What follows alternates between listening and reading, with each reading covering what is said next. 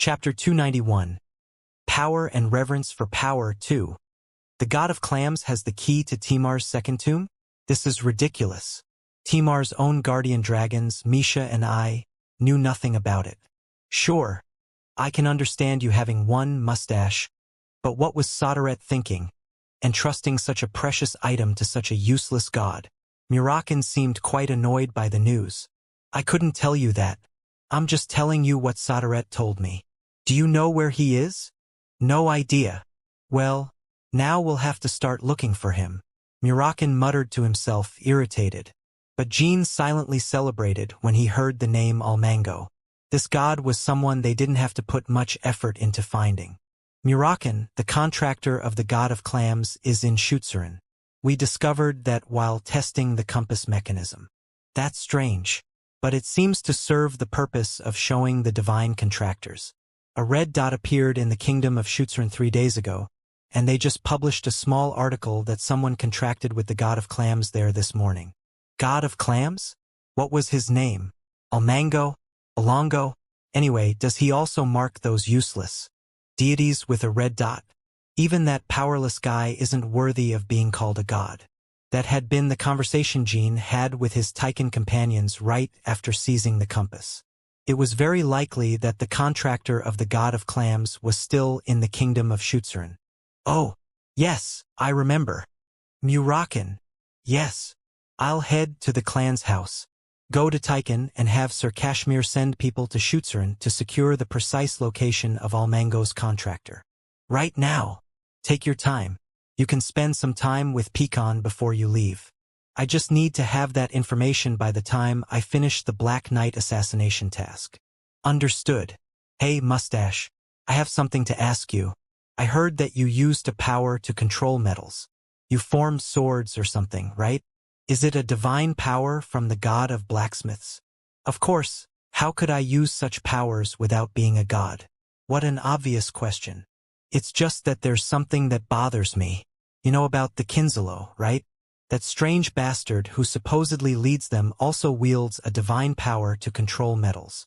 Murakin then went on to describe the conversation he had with the Kinzalo leader, his appearance, and the power he wielded.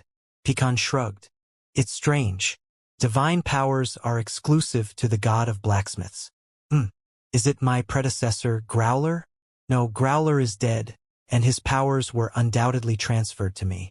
If you encounter him again, bring me some of the metals he uses. Can you find out anything about him?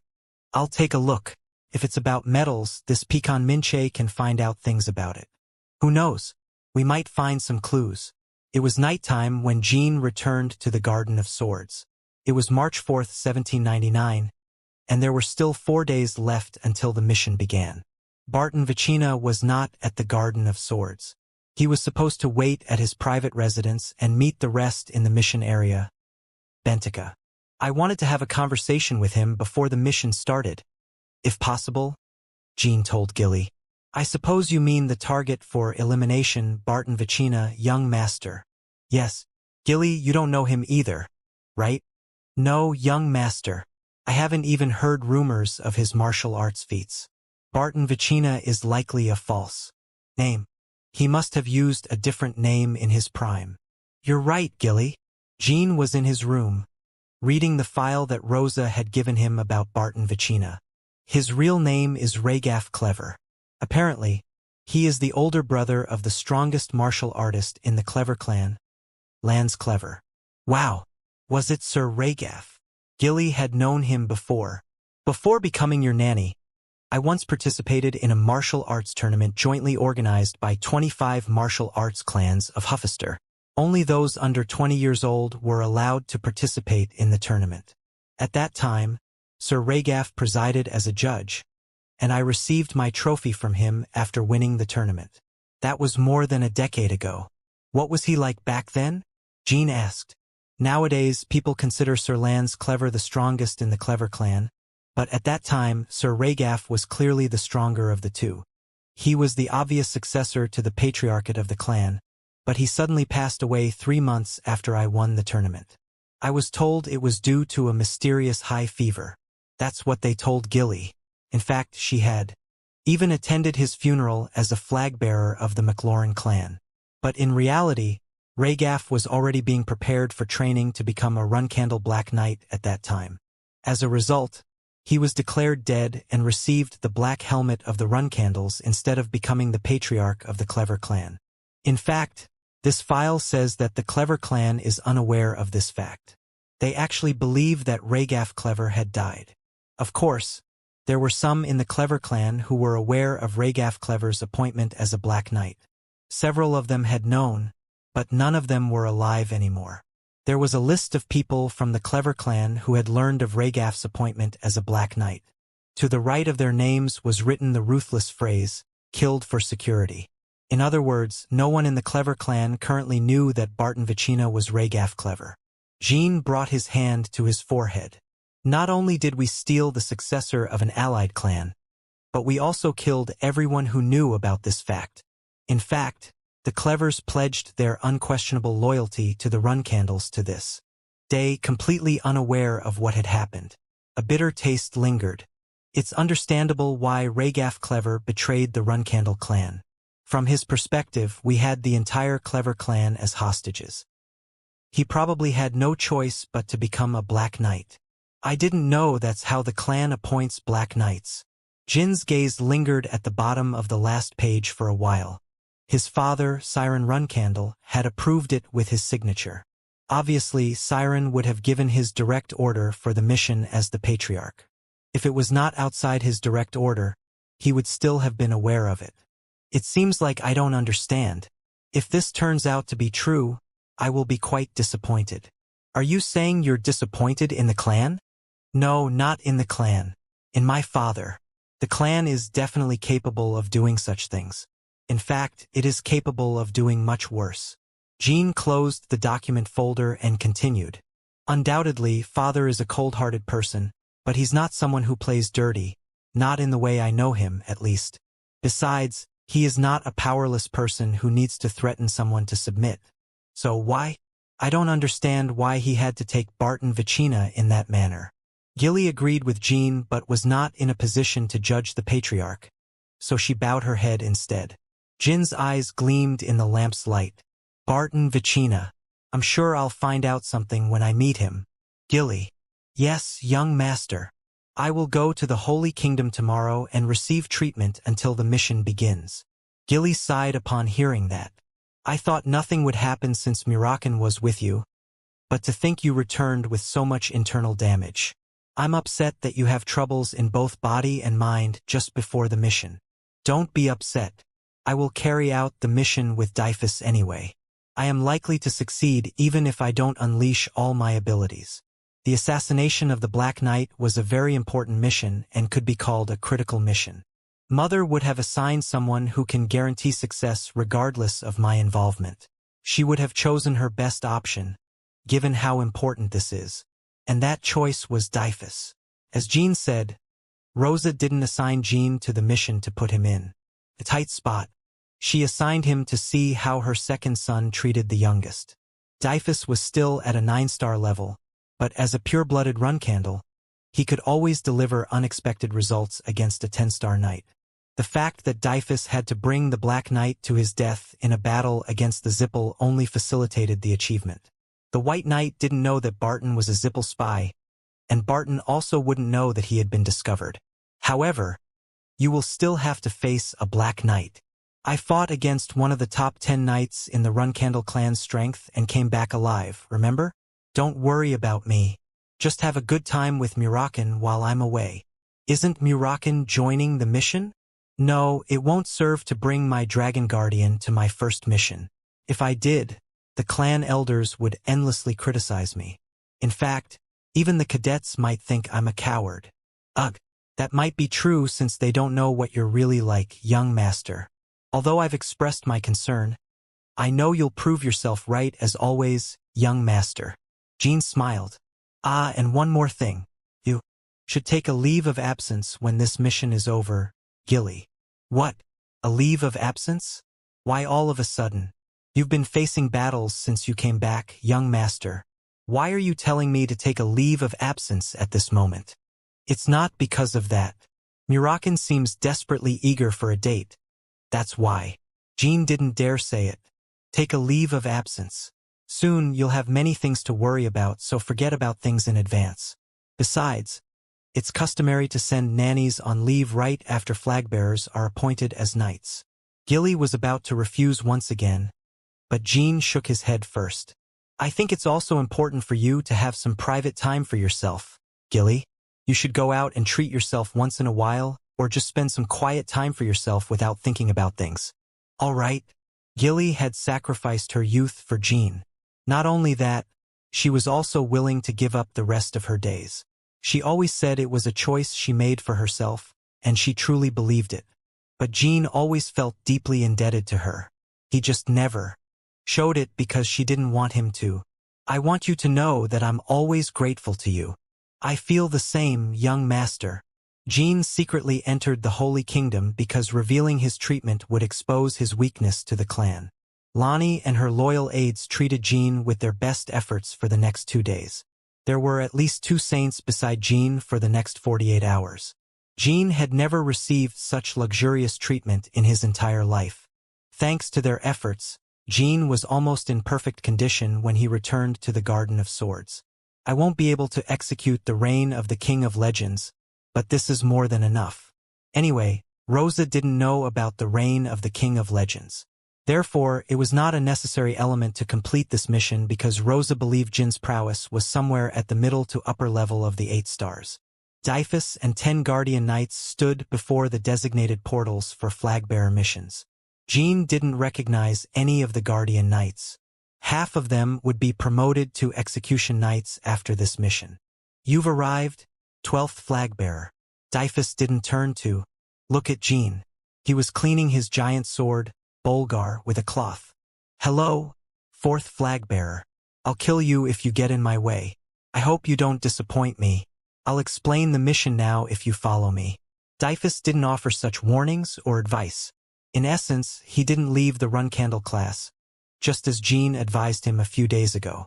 On one hand, it was his acknowledgement of Jean, and it was also for Mary's sake. That terrifying boy. That was the updated definition of Jean that Dyphus had in his mind since that day. That's why he had to think. If given the chance during the mission, would it be better to kill Jean? Or should he let him live so he could constantly pressure Rosa and Joshua? Dyphus couldn't make up his mind.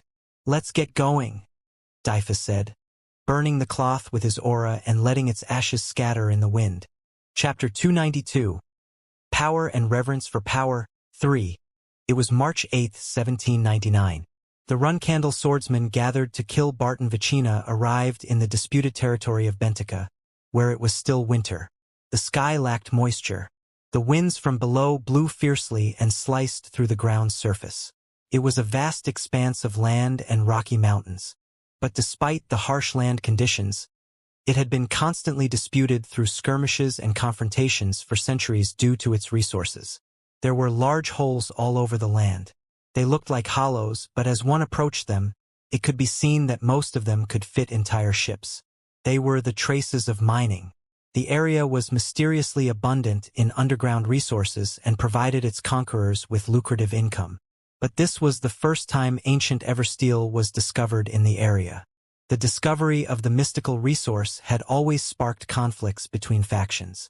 That was why the Run Candle Knights and the Zippel Magicians were gathered here today. In the distance, there was something that shone its light like the sun. The gigantic Zippel battleship, Kozek, unleashed its full power.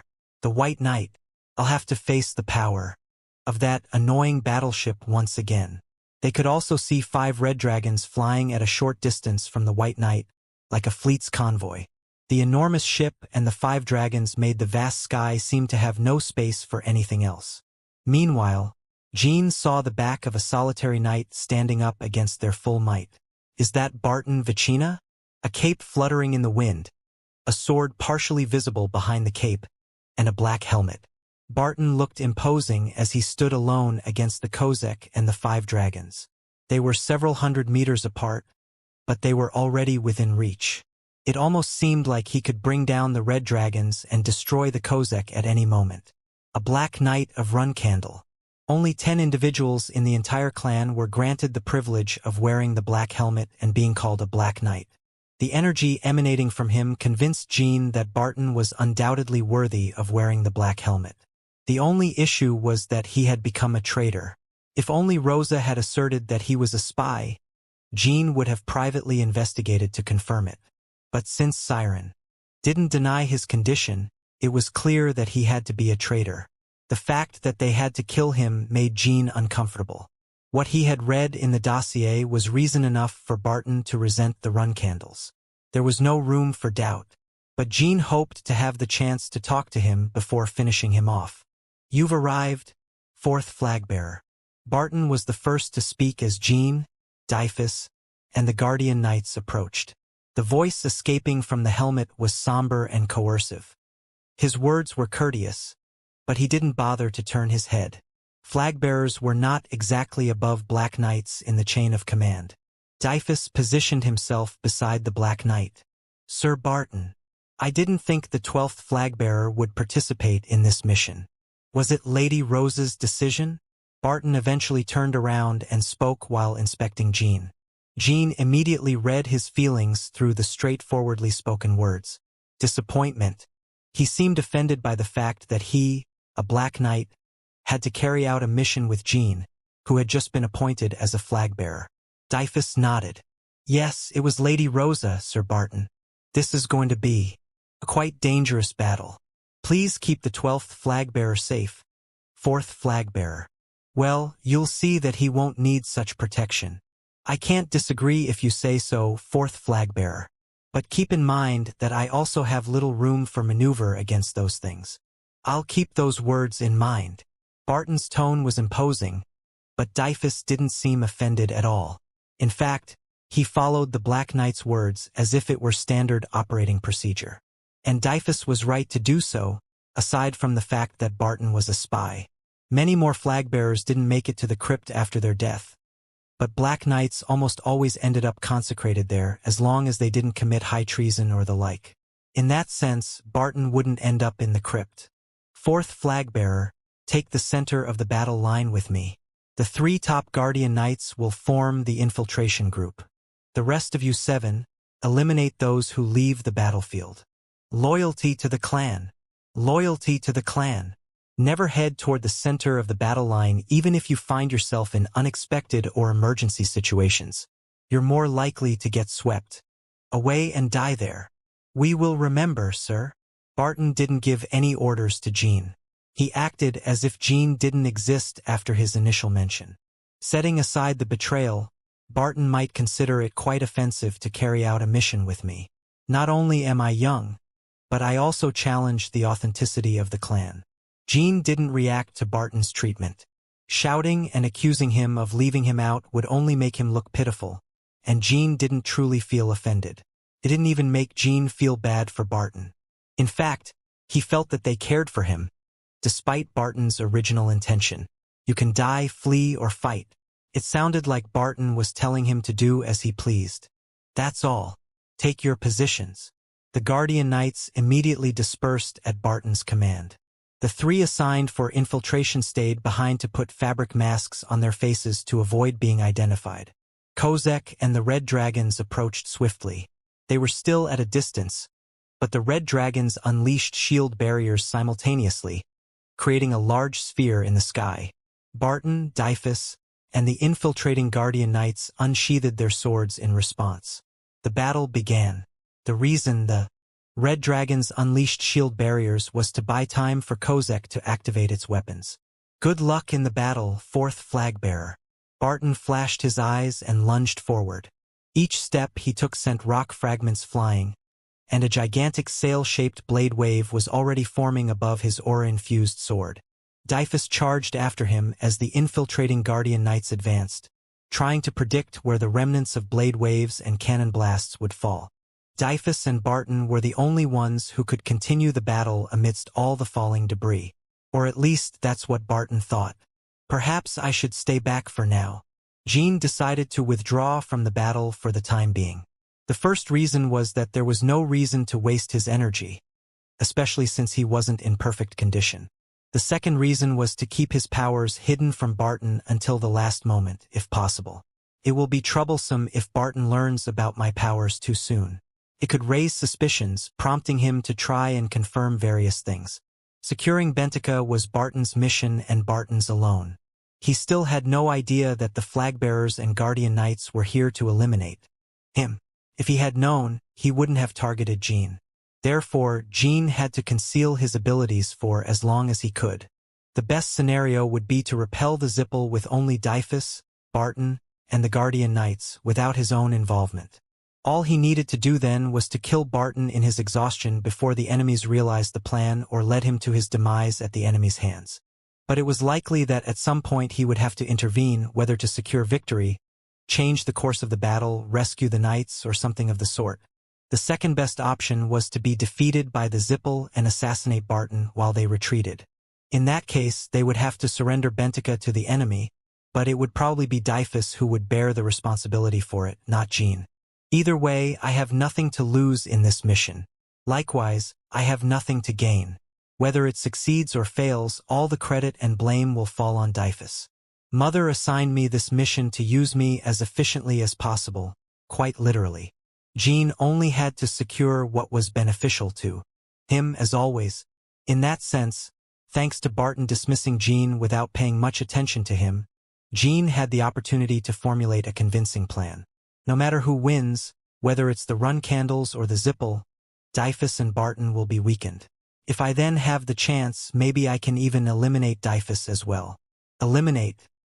That didn't necessarily mean killing him.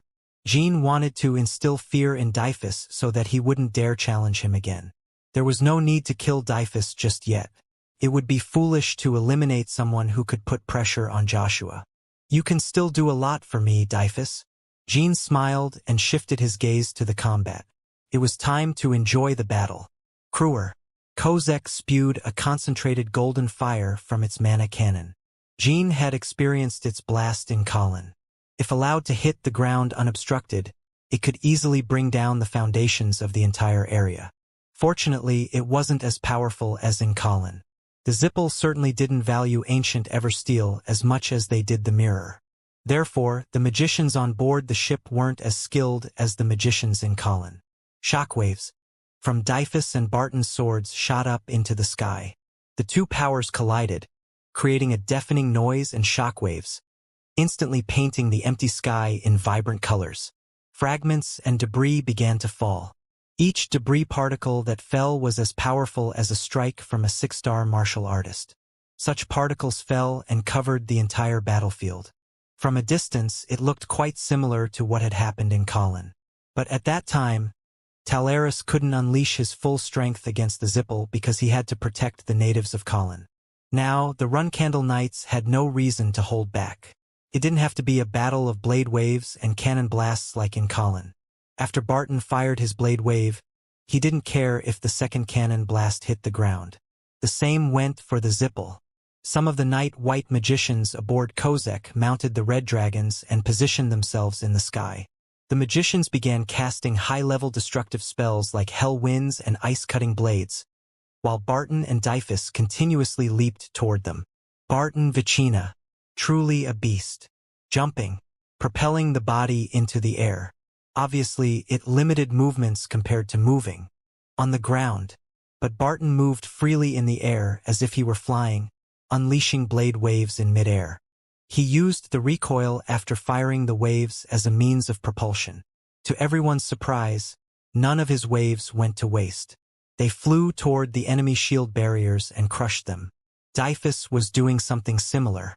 However, it was clear that he was trying to use his aura more efficiently since he didn't possess the aura of a 10-star knight like Barton.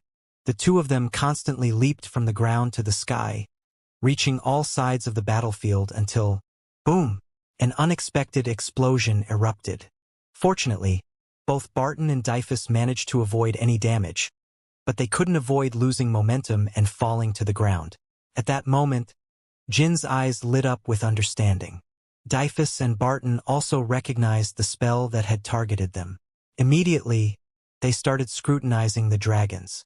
They had to find the sorcerer who was casting the spatial explosion.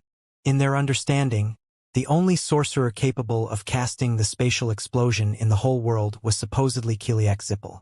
Jean, on the other hand, was able to guess who had cast the spatial explosion. Midder Elner. It's him. Jean remembered the troubles caused by the spatial explosion in Colin. Jean immediately started looking for him. But a few seconds later, Jean realized that it wasn't Midder who had cast the spatial explosion. His white hair was highly recognizable, even from a distance. Baradin? He was riding a red dragon, gazing at the Runcandle Knights with red eyes that gleamed like embers. Chapter 293. Power and Reverence for Power 4. How was he supposed to know he would be in Bentica? It was hard to see his face due to the distance, but it wasn't hard to recognize his friend. Jin's heart began to pound, even though he hadn't landed a single sword strike. His instinct told him that Baradin wasn't his usual self. Suddenly, he remembered the last conversation he had shared with Baradin. "What are you going to do now?" Jean had asked. "About what?" "Leaving the Zippels." "Ah, that. I suppose it won't be easy. The only realistic way to do it is to wait until you become a flag-bearer and capture me as a hostage. But that could easily lead to a full-blown war. Plus, you never know how much your brothers might torture me. The Runcandles and the Zippels fight each other all the time, regardless of you." "That may be true, but Jean, I also have my share of responsibilities. If my clan is going in the wrong direction, I should be the one to stay and correct it, don't you think? I will restore everything. I will make the Zippels the clan I have always been proud of." It seemed like time had stood still. Baradin's words echoed in Jin's mind. "I will stay and correct the clan." Jean didn't trust Baradin's determination. The evil empire that hadn't fallen even once in the past 1,000 years had gone too far to be corrected. The only way to set it right was to bring it down. But it was so vast and sturdy that bringing it down seemed like an impossible feat. More than half of the world was under Zippel's control. Their alliances were strong, and countless people depended on Zippel's magic in their daily lives. The most powerful clan in the world outshined the others by such a margin that even the alliance of the rest of the world couldn't guarantee its downfall. That was the Zippel clan. That's why Jean hoped that Baradin would run away, to live his own life far from the clan. "No, if I were you, I would leave the Runcandle clan as soon as I was forced to live a life where my own will is gradually taken away without my knowledge," Jean had said. Giant blade waves and Kozek cannons clashed with each other, and the collision of both forces created energy debris that covered the sky. Baradin's red eyes flickered and trembled in the dark battlefield sky. "He's not in his right state." Jean repeated the phrase to himself as he gritted his teeth. Living a life with altered memories that slowly robbed one of their own personhood. Who would want such an existence? Baradin looked like a madman as he entered the battlefield with divine fire powers evident in his red eyes. He seemed like a monster desperate to kill his enemies. Boom! Blam! Bam! Spatial explosions erupted everywhere they met Baradin's gaze. "You resisted your clan until the very end. It's impossible that you came to this battlefield willingly." Encountering Baradin on his first mission as a flag-bearer was something Jean hadn't foreseen. But it had to turn out this way with Baradin in this state. Jean wanted to curse the situation. He wanted to grab Baradin and leave the battlefield so he could do something to bring his friend back to his right state. It was impossible being realistic. Succumbing to fury wouldn't improve the situation at all. For now, I won't be able to bring Baradin back to his right state anyway. It's probably impossible. It was necessary to control his anger and make an objective assessment of the situation. Of course, Jean still worried about him, but he also had another thought. Baradin is not a child either. It wasn't Jin's place to sacrifice himself to save Baradin, as if he were a child in need of rescue. That was the challenge Baradin had to overcome on his own. Jin's role was to extend his hand if Baradin asked for help. It was Baradin's decision to fight against his own clan, so Jean had to respect that decision as a friend, at least until it became evident that Baradin was completely shattered. Jean quickly calmed himself. His state of calm was evident in his eyes. First and foremost, Baradin's introduction to the battlefield quickly changed the tide of the battle. It was the spell resembling a divine power that Baradin was casting, the spatial explosion. The run candles had only two individuals who could deliver real blows to the flying Kozaks and red dragons. They were Dyphus and Barton. They could use their sword waves to soar into the sky and attempt attacks against them. But due to the spatial explosion, Dyphus and Barton couldn't move in the air. Not even a 10-star knight and a 9-star knight with the run candles' blessed bodies could avoid a spatial explosion in the air. It was nearly impossible. Baradin used this fact to his advantage, disrupting their movements. Therefore, the two could only respond to the Zippel's threat by firing sword waves from the ground, leading to a unilateral bombardment from the Zippel clan. Baradin's spatial explosion was nowhere near as threatening as Mitter-Elner's spatial explosion. But this single spell was able to keep the two transcendent swordsmen on the ground. Dyphus must be quite confused now. He's probably in shock seeing Baradin or the fact that someone other than Kiliak can use spatial explosion, and he must think Barton must have informed the Zippels about the Bentica mission. As expected, Dyphus was quite confused. Though he didn't make it obvious to his enemies, Jean could still see through him. In reality, Barton probably would have informed the Zippels before the mission began.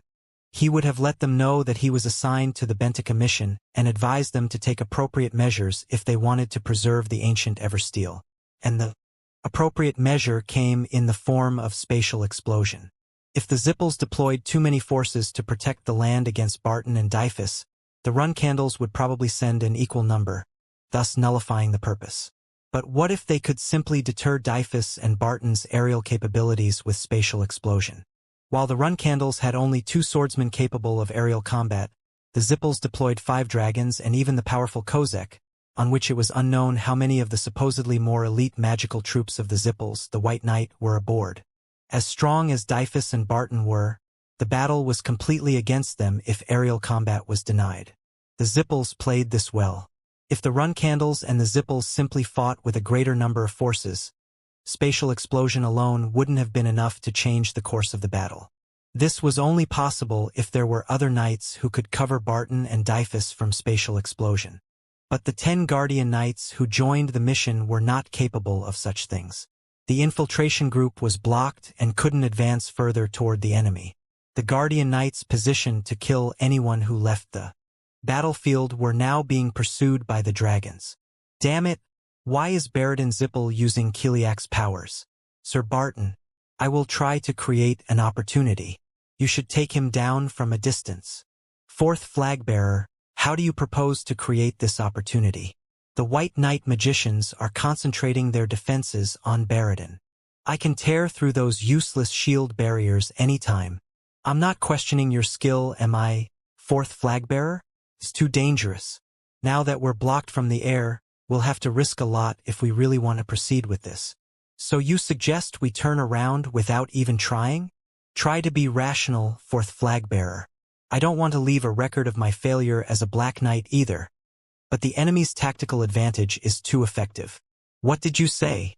Is ancient Eversteel worth more than the life of the 4th Flagbearer? Confirming Baradin's use of Kiliak's powers is a significant gain in itself.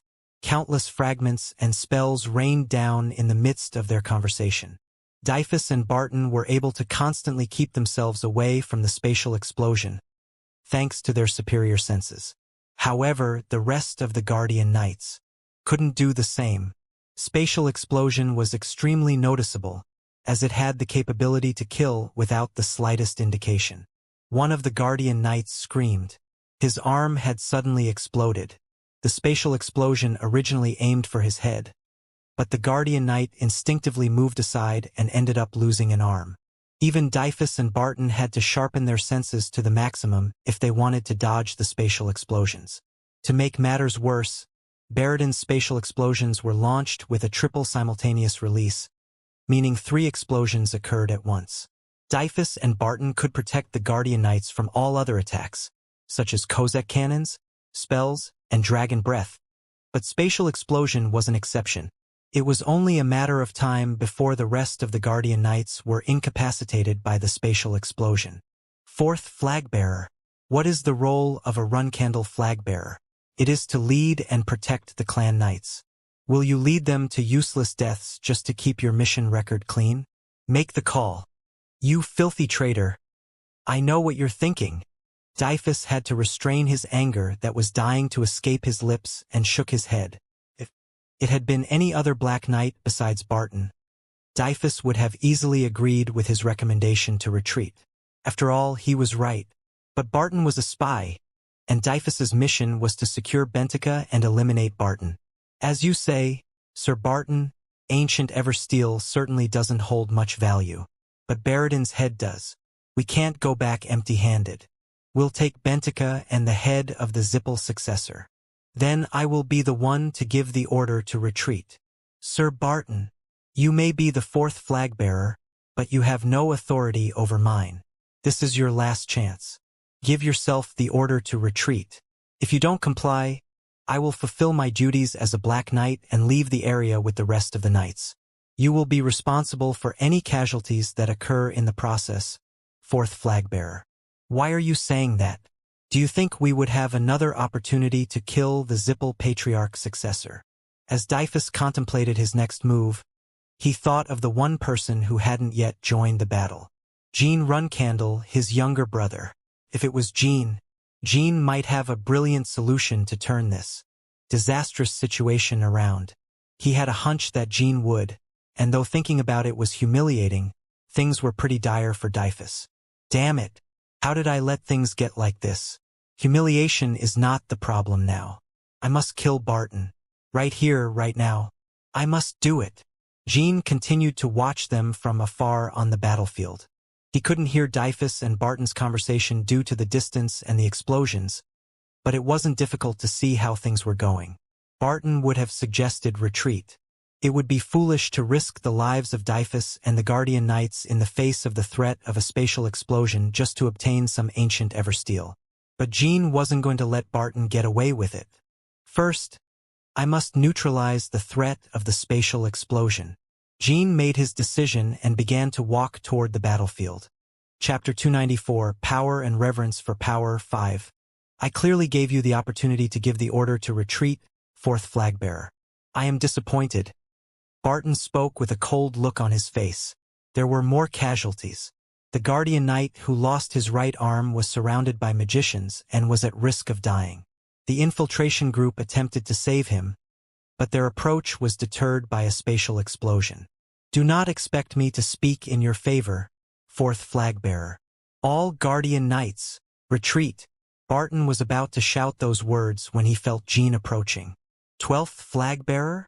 Sir Barton, I apologize for the delayed support. I stayed on standby because I did not receive any orders. You should have stayed on standby. This mission has failed. We must retreat, so return to your position. What is the reason for the retreat? Jin's provocative question made Barton's eyes dangerously gleam. So, you dare to show me your attitude because you too are a flag-bearer, is that it? That was the message his eyes conveyed. On the other hand, Dyphus felt a strange sensation. It was a mix of anticipation for the possibility of Jean offering a brilliant solution and the humiliation of his own powerlessness. It is due to the spatial explosion. We have lost all aerial capabilities because of that spell. We cannot continue the battle, Dyphus responded. The three took a step back as Baradin triggered a spatial explosion between them. It clearly seems dangerous. Jean looked up at the sky. Baradin did not react upon seeing Jean. He simply continued forward, flying across the battlefield on a red dragon and spraying spatial explosions all around. Jean, on the other hand, maintained his composure. Do you have any solution? Fourth flag-bearer stopped playing dumb. What could the 12th flag-bearer do in this situation? I can suppress the spatial explosion. Jean cut Barton off abruptly. Dyphus could not believe what he was hearing. Barton shuddered and turned his head. What do you mean by that, 12th flag-bearer? Can you be held accountable for your words? If the spatial explosion is suppressed, can you continue the mission? Jean looked directly at Barton and asked. Barton concealed his dilemma. He remained silent for a moment but soon nodded. If that is possible, execute it immediately. The Guardian Knights cannot hold on any longer. As far as Barton knew, the spatial explosion was impossible to neutralize. If this young brat could neutralize it, Then all those martial artists who challenged Kiliak and ended up having their bodies explode all these years would have lost their bodies in vain. But Barton couldn't shake off the uneasy feeling that Jean might succeed, as Jean had proven himself through various adversities and miracles since his cadet days. Barton was the only spy of the Runcandle clan who reported directly to Kiliak. And yet, he didn't even get to hear how the Zippel restrained him in Bentica. So when he saw the spatial explosion, he thought it was a brilliant tactic because no other spell could be more fitting to provide a reason for retreat. It also shocked him horribly that Kiliak had shared his divine fire powers with Baradin. If the 12th Flagbearer manages to neutralize the spatial explosion, the plan will be compromised. If the tide of battle changes significantly, he probably should guide the Zippel to retreat instead. Barton formulated his plans. Meanwhile, Jean began casting spells.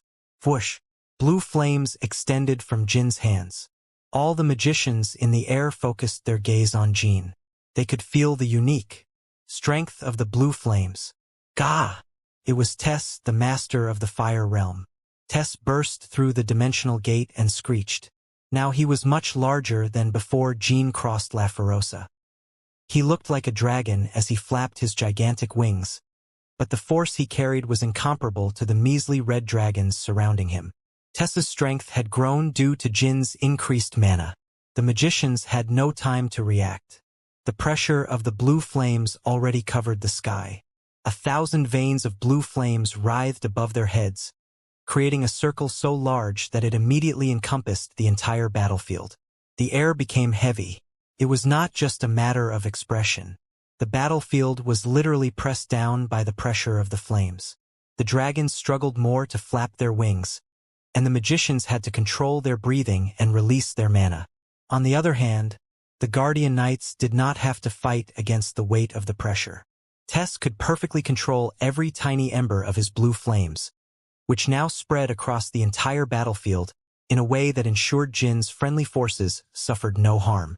But from there, enemy units, Kozek seemed unaffected despite being exposed to the pressure more than any other unit. "It's done, Sir Barton. Let's proceed with the mission." Barton didn't have to ask Jean what he meant. Tessa's introduction immediately stopped the spatial explosions. Barton wasn't a magician, but he could tell that it wasn't the sudden introduction of the Phoenix that made Baradin stop casting spells.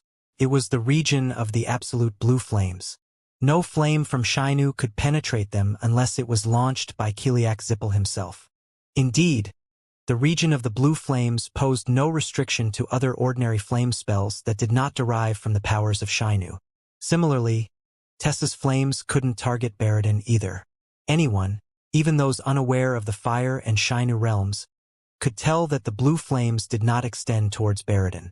The debris falling from the clash of sword waves and cannon fire turned blue under the pressure flames. 4th Flagbearer, please retrieve the wounded Guardian Knights. And as for Sir Barton, Jean looked up and located Baradin. The red dragon carrying him flew toward Kozek. Tessa's appearance deactivated his spatial explosions, which in turn made it impossible to ensure Baradin's safety outside of Kozek. Baradin did not turn his gaze towards Jean. There was an empty hatred in his eyes, still shining in red. "Make sure not to lose Baradin Zippel. This is the last chance we'll have to cut his throat." Barton had only one option left: to attack Baradin Zippel with all his might. Any hesitation would be an acknowledgement of his own betrayal. For now, he had to leap forward with everything he had. None of the Zippels present on the battlefield were aware that Barton was their own spy. Sir Barton would never kill Baradin, although he would pretend to give it his all. This was the reason why Jean had Barton take the lead against Baradin, and not Dyphus. Securing the lives of the Guardian Knights was assigned to Dyphus, who genuinely fought for the Runcandles. And securing Baradin's life was assigned to Barton Vicina, who fought for the Zippels. Protect the young master. Stop the Black Knight. It was almost impossible to stop a 10-star knight leaping in the air without the ability of spatial explosion. All sorts of attack magic fell like a cascade, but Barton deflected their efforts and secured his path of attack with nothing but blade waves. The faces of the magicians turned horrified as they saw Barton soar in the air with blade waves. But even Barton couldn't reach Baradin in a straight line, through the shortest possible distance. It was no easy task to follow the flight course of his red dragon, and the magicians fought more desperately as he approached. All Phoenix contractors, summon your phoenixes. Groups 1 and 2, take down Jean Runcandle. The rest, block the Black Knight. He must not reach the young master. A commanding magician aboard Kozek shouted, causing several dimensional gates to open in the sky. To the sky of Bentica, currently plagued with blue flames, blade waves, countless spells, and falling debris from the mixture of all these energies. About 30 phoenixes joined in. Energies of various colors swirled together, making the sight blurry. Magicians without enhanced vision could not see anything beyond the barriers of their shields, and the Guardian Knights did not dare to brandish their swords. Gah! Geok! Tess cried out towards the newly summoned phoenixes. If Murakan were here, he would have mocked them, saying that humans were foolish enough to summon phoenixes to attack the master of the fire realm. Jean chuckled. This made no sense. The magicians only saw Tess as the most powerful phoenix. Not many were aware that Tess was the sole absolute sovereign of the fire realm. This was something only the gods who had been in the fire realm or those close to beings of such status knew. Unfortunately, none of the White Knight magicians aboard Kozek were such figures. There were also several renowned phoenixes among the summoned ones, but they could only roam the sky, unable to follow the will of the magicians. It was clear that they were afraid. That's why all the phoenixes from groups 1 and 2, which were supposed to attack Jean, ended up heading towards Barton. Given the urgency of the situation, the magicians had no time to investigate the phenomenon. This was what Jean wanted. The 30 phoenixes would serve the purpose of making Barton's false threat seem real. If all went well, Barton could receive a good amount of damage and fall to the ground. Barton was covered by the flames of the phoenixes and was completely blocked from view.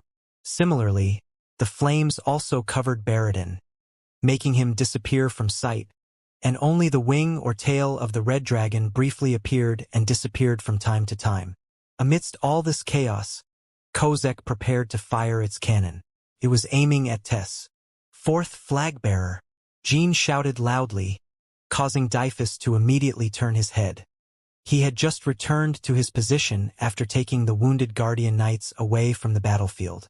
Jean pointed at the cannon with his finger. He gestured for him to take it out. It was not something a 12th flag-bearer should ask of a 4th flag-bearer, but Dyphus rushed to defend against the threat without complaining. He knew that neither Barton nor he were the targets of this operation. Jean was. He didn't want to admit it, but it was true. Dyphus was not someone who made foolish decisions out of ego. Anyway, how did you neutralize the spatial explosion? Was it Tessa's power? Why didn't you get involved immediately if you had such powers? It sounded like he was complaining, but in reality, Dyphus had never appreciated his younger brother as much as he did today. Jean responded coldly. Shouldn't you say thank you first? It's just that I wasn't accustomed to these scenarios. Thank you, and I mean it. Keep blocking the cannon fire until Sir Barton returns or falls to the ground. The spatial explosions will start again the moment Tess is summoned after taking a hit from that cannon. Dyphus nodded. Jean assumed a stance and prepared to cast another spell. Now was the time to turn the tide of the battle. And to think that the first time he would cast this spell would be against the Zipples. The decimating flame orb of the dark sky. The final version. Jean was preparing to cast Ryal Zipple's Legacy. Chapter 295. Power and Reverence for Power, 6. It almost seemed like Bentica itself was melting under the heat of a dozen different flames. The sky was completely painted red, and it was impossible to see what it had looked like before the battle began. The red dragon carrying Baradin continued flying towards Kozek, constantly evading Barton along the way. Dyphus raised his giant sword. Kozek's cannon was fully charged and golden in color. Zing! The ominous sound of compressed mana pierced through the sounds of the battlefield. An explosion roared out of the cannon. Dyphus shouted in response. His giant sword, Bolgar, released a dazzling wave of light in the form of a blade wave. It collided with the cannon shots and showered the area with debris, creating punctual shadows on the ground. The magicians joined in with Kozek's fires and unleashed their attacks on the ground. The White Knight Phoenixes screamed in fury as they tried to deter Barton's movement. The sky was in chaos. Barton's sword waves stood out among the flames, magic, and cannon fire. However, the sword waves constantly failed to reach Baradin. Dyphus had to restrain his anger at the pretense of the traitor, but Jean didn't complain. Kish! Blam! Dyphus frowned as he struck the falling debris towards Jean and Tess. The impact of the previous cannon shot had not yet subsided, but Kozek was already preparing to fire the next round. By the way, how do the Zippels create such monstrous weapons? Oh, Jean, I have a question for you. What is it? The traitor would never kill the Zippel successor. I think you should have told Sir Barton to take care of friendly forces and assign me to kill Baradin instead. As you said, this was the last chance. Dyphus was aware that Jean had spent a night drinking with Dante and Baradin at the Arena of Cosmos in his days as a provisional flag-bearer. Dyphus had investigated Jin's past after his identity was revealed, and there were some nobles from Bellardo who had been present at the finals and knew that the three young men had drunk together. Of course, Dyphus didn't believe that one single incident was enough to assume that Jean had formed a bond with Baradin. However, it was hard to understand why Jean had assigned the task to the traitor Barton. It seems you question my motives. Why did you follow my orders then? Fourth flag-bearer. Because I briefly lost composure, and the Night Guardians were in danger of death if I hesitated. Fourth flag-bearer. What is the mission assigned to us? What? The elimination of Baradin is not part of the objective of this mission. Surely, it would be better if we could bring Baradin's head with us, but securing Bentica and eradicating the traitor are the key objectives. Dyphus kept his gaze on the cannon and didn't turn to look at Jean. The reason I assigned Sir Barton to attack Baradin was based on the assumption that he is more likely to get injured if he pretends to attack Baradin without actually doing so, because it would be easier to kill Sir Barton later. Does that explain enough? Dyphus nodded. It wasn't entirely satisfactory, but it was certainly acceptable. Kozek fired its golden mana cannon once again. The entire battlefield was filled with cannon shots, blade waves, and falling energy debris. The infiltrating Night Guardians couldn't bear the heat of the battlefield any longer and retreated to Dyphus' position, and Barton seemed like he would soon fall from the air as well. We have secured the young master, the magicians shouted as Baradin's red dragon reached Kozek. Bomb! Baradin fired his spatial explosion at Barton once he boarded Kozek. Tessa's flames didn't cover the entire battlefield. Clue! Barton began to fall. He could no longer go against the premise that humans couldn't fly. But even as he fell to the ground after taking the full impact of the spatial explosion in his chest, he managed to slash 2 red dragons and over 10 magicians in his descent. Enemy bodies splattered and plummeted along with the debris.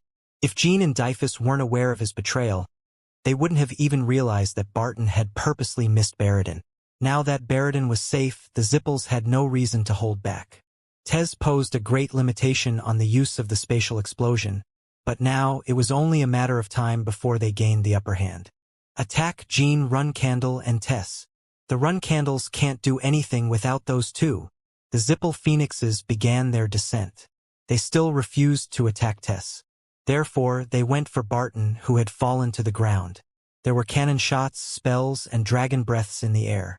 The Phoenixes unleashed their flames on the ground. The battlefield was reaching the climax of chaos. However, Jean finally finished casting a spell he had been preparing. Fourth flag-bearer, the tide of battle will change from now on. Dyphus turned and looked at Jean in response. His eyes widened in surprise. Jean had a grotesque appearance. His whole body was completely covered and painted in darkness by the shadow energy. Jean. First, I will secure Bentica. Once Kozek withdraws, pursue it with Sir Barton and find a suitable moment to fall back. Fall back? What the hell are you talking about? Dyphus was about to ask out loud. Although they only intended to give it their all, neither Barton, the Black Knight, nor he could bring down the enemy's gigantic flying ship. But there was Jean, claiming that he would make it fall back as if it were no difficult task. Wait, why is the sky so dark? The sky was growing dark.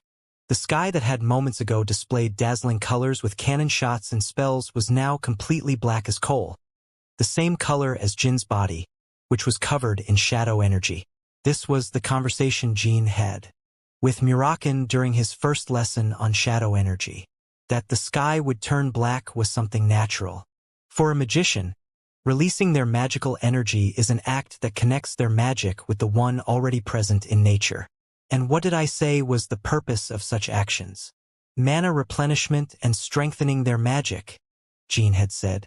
Yes, you replenish the lost mana by using the forces of nature and increase the power of the next spell. The same goes for releasing your shadow energy. However, there are some differences. What kind of differences? When you release your shadow energy, you don't connect with nature. You connect nature to yourself. It had connected to Jin, who released his shadow energy. It was darker than night. Not even moonless skies devoid of starlight could seem darker than that. Dyphus wasn't the only one bewildered. Upon noticing the dark sky, even the magicians briefly halted their attacks in surprise. Everyone seemed confused, but they could all feel it in their instincts. Something dangerous was about to happen. There was a good reason why the spell based on the flame orb came with that descriptor. The legacy of Ryal Zippel was based on the powers of Sodaret.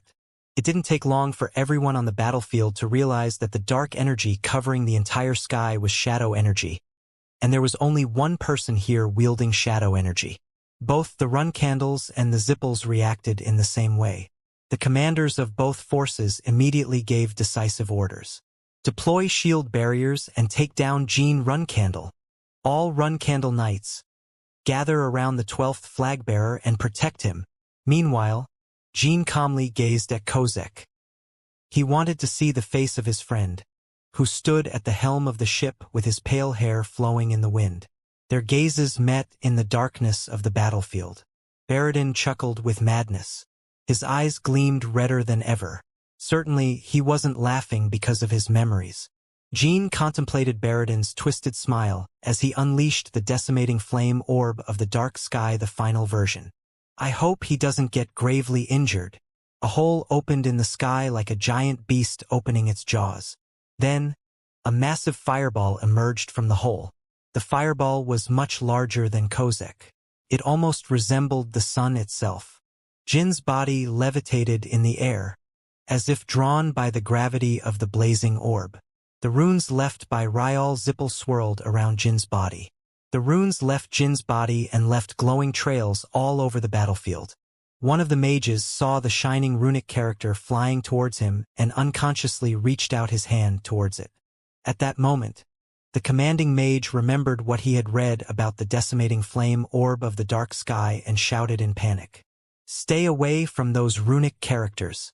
They are the marks of... The runic characters, shining like beautiful petals, were target marks. Marks that the giant orb in the sky would apply its punishment to. The commanding mage couldn't even finish his sentence. The fireball began to rain down a fiery deluge with countless flame tendrils, making it impossible to anticipate their trajectory. The flames assaulted the floating runic characters. At each point marked by the beautiful shining rune, someone was scorched, someone screamed, and ashes flew. Shoot down Jin Run Candle.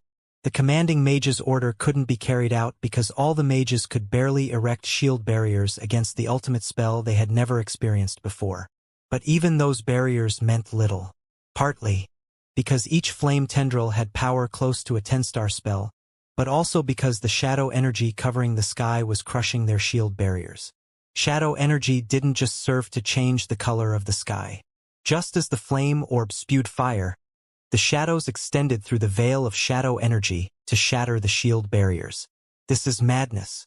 Is this really the power of magic alone? And is this supposed to be Jin's spell?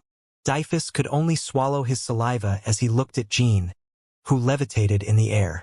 It was impossible for him to understand a spell that not even the mages could comprehend. He could only think that Jin's spell was closer to divine power than a magical spell. Suddenly, he was reminded of the enemy leader, Kiliak Zippel. Dyphus had encountered him once 10 years ago. The last time he felt like this was when he faced Kiliak's prowess back then. The fact that Jean reminded him of that experience sent chills down his spine. The flames grew more intense. More than half of the mages flying outside Kozek were already dead. The number of red dragons was decreasing horrifyingly fast. The tide of battle had changed in an instant, but the mages who had read the records of Ryal Zippel knew it wasn't over. This was only the beginning. If the flame orb stopped raining fire and detonated, it could mean the destruction of Kozek. "Young master, we must retreat. We are unable to handle this surprise attack." Baradin shook his head at the words of the commanding warlock. The dark emotions rippling behind his vacant eyes were hard to read. "Young master!" Baradin took a step forward as if captivated by Jin's flames, which were engulfing the entire battlefield. He too was forming flames on his hand. The flame was more than just red. It was menacing and ferocious. Decimating flame orb of the dark sky, the first version of the Demon Empress, was another spell left in the legacy of Ryal Zippel. Baradin's staff pointed towards Jean. Chapter 296. Power and Reverence for Power 7. Jean focused on Baradin's staff as he controlled the flames. Clearly, the staff was aimed at him.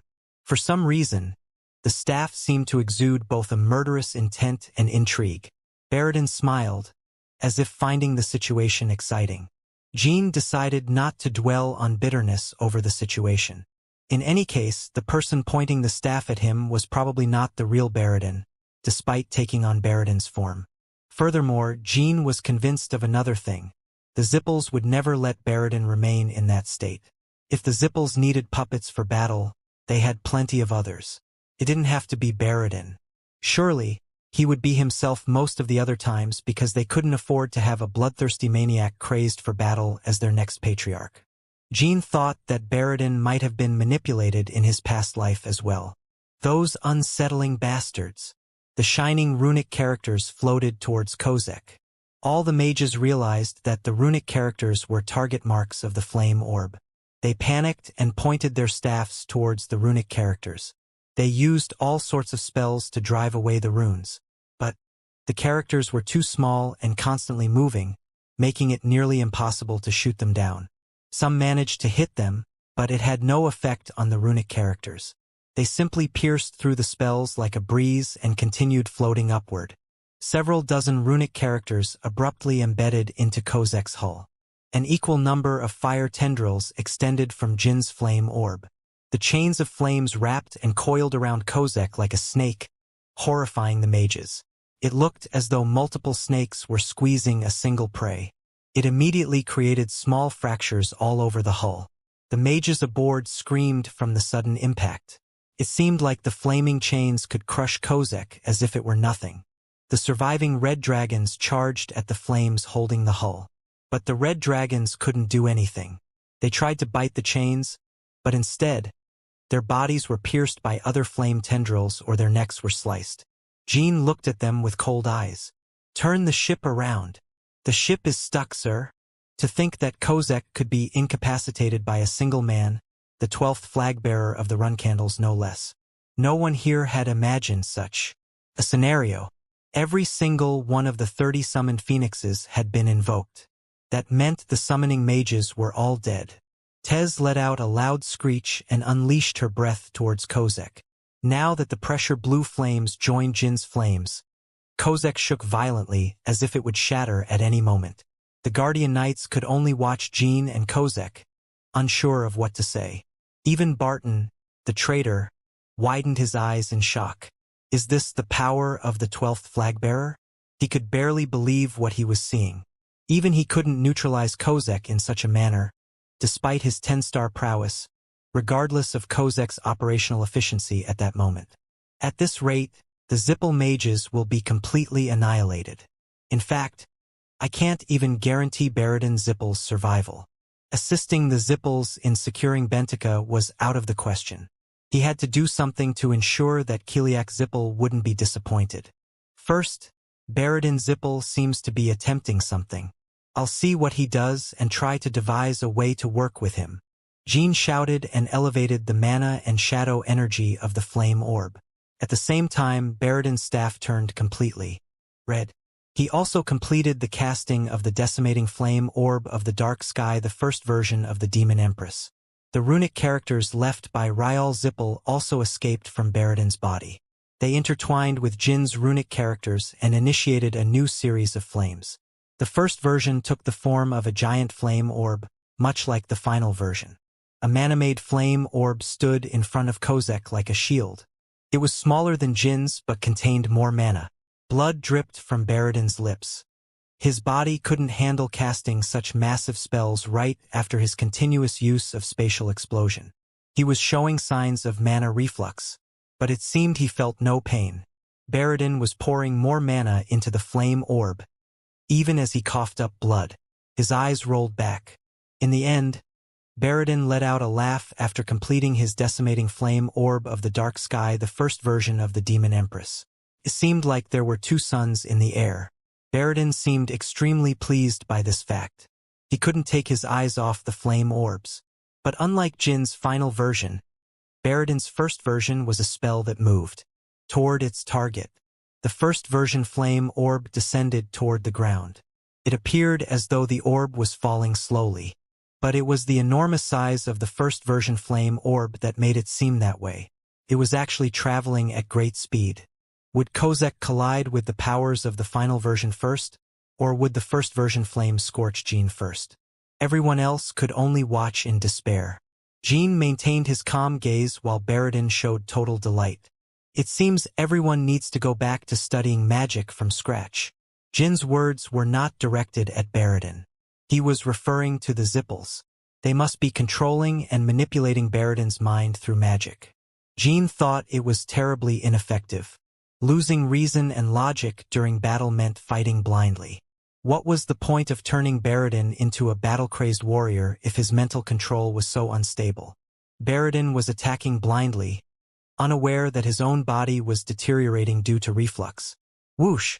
The shadow energy enveloping the sky began to dissipate, and Jin's body also began to regain its color. The energy dissipated into countless shadow energy particles. Jin's flame orb absorbed all the particles and gradually darkened. It took only 3 seconds for the flame orb to absorb all the shadow force that had filled the sky. The first version of Baradin's flame orb still had a long way to go to reach Jin, but the final version was ready to explode. Bastards! Ting! A pure white light suddenly emerged from the center of the flame orb, which now looked like a dark sun. The light was thin and long, as if it had been bisected by a blade. Soon, the explosion began with an unexpected earthquake. The shockwave from the orb detonation in the air shook the ground. It also caused the ground to open up. The corpses of the red dragons and the mages were thrown along with the rocks. But the sky showed an even more horrific scene. The clouds ripped apart as if a pair of giant hands were tearing them. The sky distorted due to the multiple overlapping shockwaves. Kozek shook from the explosion, like a defenseless buoy. Never before had a Kozek looked so pathetic in its entire history. The Zippel clan's last battlecruiser was powerless to defend itself against the attacks of the 12th flag-bearer of the Run Candles. The explosion destroyed the rear cannon of the ship. The shield barrier protecting Kozek now seemed like shattered glass and could no longer fulfill its function. In fact, even the fire chains holding Kozek were still in place. It almost seemed like they could bring down the entire Kozek. Victory was completely on their side. But Dyphus couldn't relax just yet. Jin! Baradin's flame orb continued to descend towards Jin. Jin fell to one knee and gasped for breath. The decimating flame orb of the dark sky, the final version of the Demon Empress, was an overwhelming spell for him at that moment. Much like the reign of the King of Legends. Baradin's flame orb approached as Jin desperately gasped for air. Get out of its way now! Dyphus could see that Baradin's spell was of the same type as the one Jin had cast. He couldn't even guarantee his own survival if he faced that spell. However, he couldn't go help Jin due to the shockwave. The Guardian Knights could only brace themselves in a fixed position by stabbing their swords into the ground. Barton pretended to protect the wounded knights and didn't help Jin. To Barton, Jin's death was the best outcome he could hope for. Then he could wait for Kozek to retreat and kill Dyphus and the rest of the Guardian Knights before returning to the Garden of Swords. That treacherous bastard. Dyphus clenched his teeth. He could clearly see what Barton was thinking. Dyphus had also thought about killing Jean before reaching Bentica, but he no longer considered it. Jean had to survive for now, if only for the sake of the Runcandle clan. Get out of the way! Jean raised his head as Dyphus shouted again. He didn't do it to look at Dyphus. He did it to see Baradin's flame orb, which was now right in front of him. It was true. He had no power to dodge it. I remember he cast it in the Holy Kingdom. Back then, he did it to protect me. That day, Baradin attempted to cast the first version of the decimating flame orb of the dark sky but was defeated by Jean and suffered mana reflux. If Jean hadn't done it in an effort to stop him, Baradin would have become a Zippel who killed his own clan members for a Runcandle. Baradin had such determination in trying to cast the flame orb back then. Stop. Jean, Dante, you go ahead. I'll be the one to stop them, Baradin had said. All right, we'll go ahead, Baradin. Jean, if we escape alone, what will happen to Baradin? But in return, let's say you were horribly defeated after trying to stop me. But now, there was no way he could perform well under mental control. Baradin suddenly leaned forward in a falling motion. Mana backlash. Although Jean couldn't punch Baradin's chin like before, he knew the reflux was imminent since Baradin cast the flame orb. It was impossible for Baradin to launch the first version of the flame orb in his current state. Even if he managed to, he would never be able to sustain it until it reached its target. The flame orb diminished rapidly, and it was only an arm's length away from reaching Jean. Baradin collapsed and screamed. He vomited blood, and all the capillaries in his body burst. Convulsions shook his body. The enormous flame orb shrank to the size of an egg in the blink of an eye. Baradin lost control of his mana. The mana dissipated into the air in vain. The flame orb that managed to reach Jean was no different from what he had seen in Samuel. It made small pew sounds and caught the attention of everyone present on the battlefield. Jean reached out and grabbed the flame. 1 second later, Jean turned his gaze to the black ash in his palm. Dyphus was dumbfounded. Did this mean that Jean already knew from the beginning that Baradin's Zippel spell would fizzle out due to mana reflux? In the sky, Jin's flame orb continued to ravage Kozek, but its power was noticeably weaker than before and began to allow Kozek to turn in its direction. Fourth flagbearer, pursue them. They'll start escaping. Jean spoke as he wiped the ash from his palm. I've got it. Sir Barton, let's go. Dyphus shouted as he grabbed Barton by the shoulder. Chapter 297. Power and Reverence for Power 8. The chains of fire restraining Kozek swayed dangerously. They trembled and showed signs of breaking soon. Kozek was the ultimate weapon of the Zippel clan. As impressive as Jean was, he alone wouldn't be able to bring down the entire ship. The fact that he had cornered Kozek was a feat that exceeded all expectations. The Zippel expected an easy victory when they deployed their forces here following Barton's warning. The clan thought they would easily push back the Runcandles since they had Kozek and the space explosion. And yet, here they were, retreating from the battle against just 2 Runcandle flagbearers, a Black Knight, and 10 Guardian Knights. Increase Kozek's speed with all your might. All healing magicians. 10 to the young master. Over 40 elite magicians and White Knight members died, and the 6 red dragons were massacred. On the other hand, the Runcandles didn't suffer a single casualty. There were some seriously wounded Guardian Knights, but they could easily heal once they managed to return. All of this was possible because Jean had joined the battle. A drop of blood dripped from Jin's lips. Cold sweat continuously fell from his pale face. I overdid it. Jean had already sustained a major injury in his fight against Sildaray before joining this mission. He received intensive care in the Holy Kingdom but was unable to restore his body to optimal conditions. In that state, he expended almost all the mana he could gather, so it was no wonder he was plagued by mana reflux. But it wasn't as severe as Baradin's. He just needed about 10 minutes of rest to be able to make use of his impeccable mana control and recover somewhat. He had to recover no matter what, He needed to be able to fight Barton after the Zippel retreated. There was another battle to be fought. There was no end to the troubles, but there was little need to worry. Barton suffered considerable damage while pretending to chase Baradin. I can definitely finish him off if I collaborate with Dyphus. The blue flames surrounding Jean began to fade. Tess was released from her summoning, giving Kozek more room to maneuver. Cut off Jean Runcandle's flames. The commanding magician didn't miss the chance to escape and shouted loudly. The chains of fire restraining Kozek broke. The damage to the first tentacle triggered a chain reaction, causing the chains to break and release Kozek. Kozek's mana engine roared. Its intention was to accelerate the ship to leave the battlefield as soon as possible. They only spared the minimum amount of mana necessary to maintain the shield barrier around the ship. The rest of the magicians concentrated all their mana into the engine. This revealed how desperately the magicians were trying to escape this nightmare. It's clearly a reckless move. It seems they are rushing to take desperate measures. Jean thought as he noticed the Kozek's shield barrier becoming thinner. The Zippel should have prioritized defense over movement. Jean could no longer unleash the decimating flame orb of the dark sky, the final version of the Demon Empress, and Barton was injured.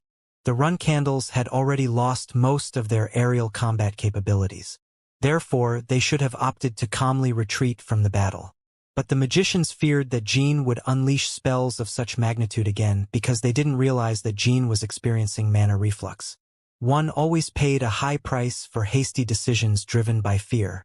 By focusing all their attention on Jean, they completely forgot about the fourth Runcandle flagbearer, who was now completely furious. "I'll kill all of you, rats!" An aura gathered around Bolgar, Dyphus's giant sword. The heavily concentrated aura mysteriously distorted the space around it. It was the Runcandle clan's third ultimate move, Meteor Shower. The aura flowed through the giant sword and immediately shot up into the sky, forming a pillar. From the frying pan into the fire. No other phrase could so perfectly describe the situation the Zippel were in with such brevity. Dyphus swung his sword with a wide but incredibly fast motion.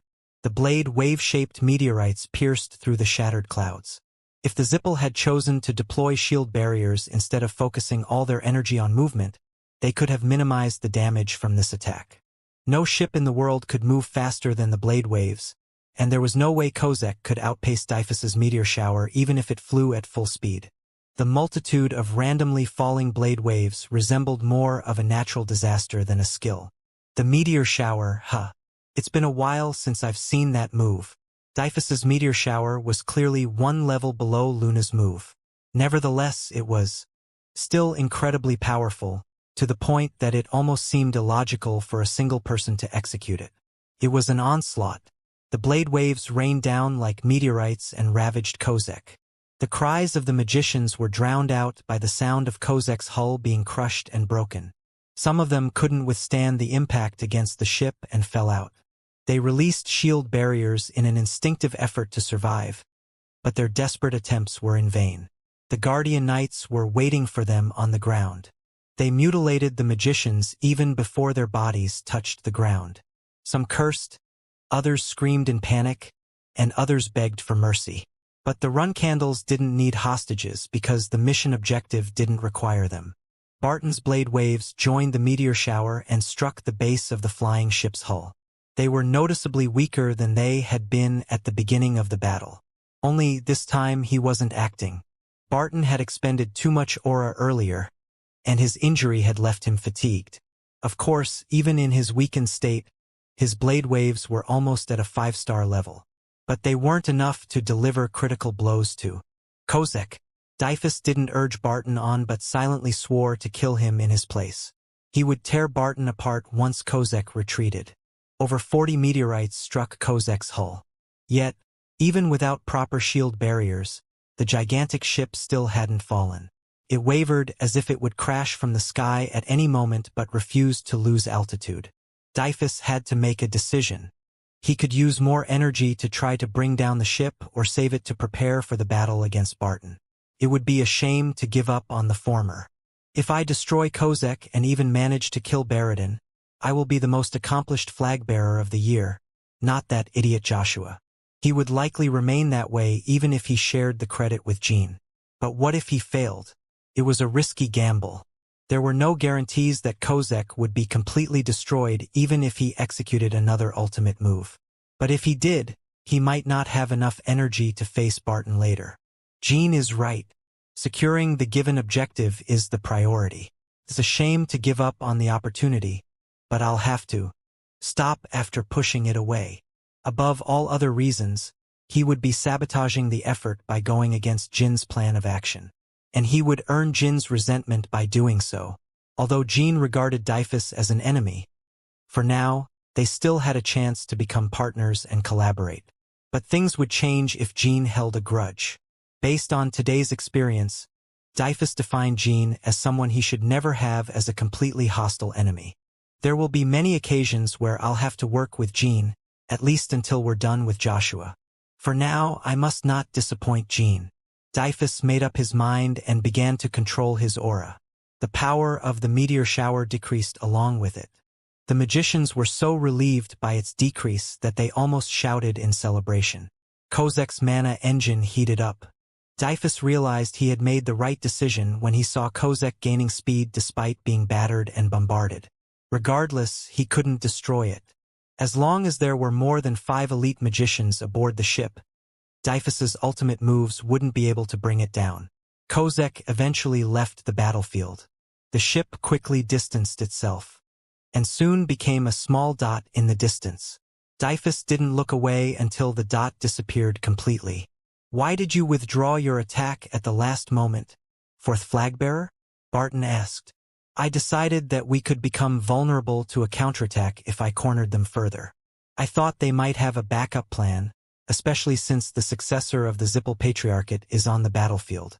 Also, it didn't seem like I could bring it down with my powers." Barton nodded, pretending to accept his answer. Bentica was always a rather unsightly spectacle due to the gigantic holes dug throughout the area, but now it was especially unappealing after the battle. A wise decision. It pains my pride to admit it, but I'm not in my best condition either. If we were met with a counterattack, this could have gone south. "Thank you for your troubles, Sir Barton." Barton's gaze turned to Jean, who was sitting in a meditation position to control his energy away from the two. "Anyway, we owe a lot to the 12th flagbearer. I felt truly humiliated for the first time in a long, long time. At first, I felt somewhat uncomfortable having to execute the mission with the 12th flagbearer, but now, I'm amazed by Lady Rose's foresight. I agree. If it weren't for Jean, it would be us retreating, not the Zippel." Jean finished his meditation and approached the two.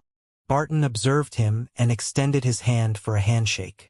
"12th flagbearer, I apologize for my disdain earlier. You saved this mission from becoming a failure." Jean looked at the hand Barton offered. There was tension in the air. It was unknown what expression Barton wore beneath the black helmet. 10 seconds passed in silence, but Barton didn't withdraw his hand. "Do you want to take off your helmet?" Jean asked. "I can't." "Tell me why you can't." "Only flagbearers of rank 4 or higher are allowed to see the faces of the Black Knights. It's true that I owe you a lot today, but I don't think it's enough to compel me to break the rules. In most circumstances, I would have felt greatly honored." "What are you saying?" "Black helmets are only permitted to 10 knights among the countless knights of the clan. For a knight to put on that helmet to offer me a handshake should have certainly been an honor. But it seems that's no longer the case." Barton withdrew his hand at the abrupt change in mood, positioning himself better to access his sword. "I felt something was off when the 4th flagbearer was conserving his energy. So, the true objective of the mission seems to be my assassination, not securing Bentica." Contrary to his words, his voice was extremely flat, as if he had been expecting this day to come. "Regardless of the reason you've betrayed the glory of the Run Candles, I acknowledge that you once served the clan to the best of your ability. I will face you with respect." Chapter 298. Power and Reverence for Power 9. Provoking the natural death of the traitor in a battle against the Zippel. The current situation wasn't exactly what Rosa had ordered, nor was it the best scenario Jean had planned. But considering Baradin's unexpected appearance, It was the best they could do. Respect, huh? Barton burst into laughter. The Guardian Knights formed a formation and surrounded Barton. His sword made a sharp sound as it was drawn from its sheath. Dyfus's eyes were filled with murderous intent. I've never wished for such things since I turned my back on the run candles. How tiresome. 12th Flagbearer. Ragaf Clever. Jean suddenly recalled Barton Vicina's real name. The knight of tragedy who was named a Black Knight and lost his right to decide his own life. The man who had to witness his family and clan members being killed for being aware of it. This was the Barton Vicina Jean believed he was. Therefore, it wasn't surprising that Barton was cynical at the mention of respect. But something was off. For some reason, I don't perceive any resentment or anger in Barton. The run candles must have had the entire Clever clan hostage, even after stealing Barton's future and killing his family. Was it because his resentment and fury toward the run candles were too deep, dark, and vast? Was that the reason it wasn't evident? Barton's eyes seemed calm beneath his helmet. Seeing your disgusting pretense has been a pain all this time, Barton Vicina. Don't you have any honor for the Black Helmet? Of all the people to be on their side, you chose to be the Zippel's rat. Dyfus's giant sword spun toward Barton's neck. At the same time, Jean unsheathed Sigmund and lunged for Barton's throat. The Guardian Knights held their ground. Their role was to maintain the formation and ensure that Barton contained his movements. Barton drew his sword so quickly it was barely visible. He easily evaded both attacks and stepped aside. He was injured, but that didn't mean his 10-star skill counted for nothing. Barton spun around himself and approached Dyfus. Jean immediately extended his sword to strike Barton in the back, but he only managed to pierce through his cloak. Any problem, Dyfus Run Candle? Barton questioned his accusation even in the midst of battle. His attitude gave Dyfus a headache. You treacherous bastard. Are you asking me why? That's a problem? This is complete nonsense. Dyfus, that's precisely why you'll never match Joshua. Your fighting spirit goes beyond any of your brothers, but your motivations are shallow. Barton's and Dyfus's swords clashed and briefly fought to push the other away with power. Barton was the first to step back, but not because he lacked the strength to continue. He moved to avoid the legend's lightning bolts Jean began to unleash in the area. Barton looked at the spot where the bolt had struck and nodded. Ah, and I suppose your fighting spirit isn't the best among your brothers anymore either. Sir Siren used to praise the 12th Flagbearer for his fighting spirit, even in his cadet days. So, let me ask you again, Dyfus, is my betrayal a problem? Both Jean and Dyfus maintained their composure and didn't answer. Jean was genuinely calm, but Dyfus was doing his best to remain calm. Why won't you answer me, Dyfus Runcandle? Do you really believe I'm to blame for becoming a Zippel spy? There was evident disappointment in Barton's voice. It was a strange sight. Here he was, a traitor, reprimanding the Runcandle flagbearer instead of the other way around. Finally, Jean could discern the emotion Barton felt toward the Runcandles. It was a mix of love and hate. Now it was evident. It seems you're spouting nonsense now that your time to die has come. I won't endure it any longer. Then what about you, 12th flagbearer Jean Runcandle? Why don't you answer my question? Barton abruptly turned and began swinging his sword at Jean. Showing his back to Dyfus was clearly the riskier move, but there was no hesitation in his actions. He seemed prepared for death. He had expended too much aura pretending the aerial battle against Kozek, and he had also received a significant injury from Baradin's spatial explosion. There might have been a bleak hope if it were only Dyfus and the Guardian Knights in the area, but with Jean in the group, Barton had no chance of survival. Minimizing friendly damage by decapitating Barton. That was the only concern the Runcandles should focus on. Sir Barton, why are you behaving like a child? Barton flinched and looked Jean in the eyes. He received a slash from Dyfus's attack in that brief moment of surprise, but he managed to avoid critical damage. Are you looking for an apology? Because the Runcandles ruined your life? What did you say? Then Barton surged with fury. When did the Runcandles ruin my life? I searched through your files before coming here. According to the records, it said you became a Black Knight against your will and lost your family in the process. Barton's eyes trembled with surprise, as if he had just heard the most ridiculous claim of his life. Dyphus also seemed to have the same expression. Therefore, Jean could sense that he had made a mistake. Barton didn't take long to burst into empty laughter.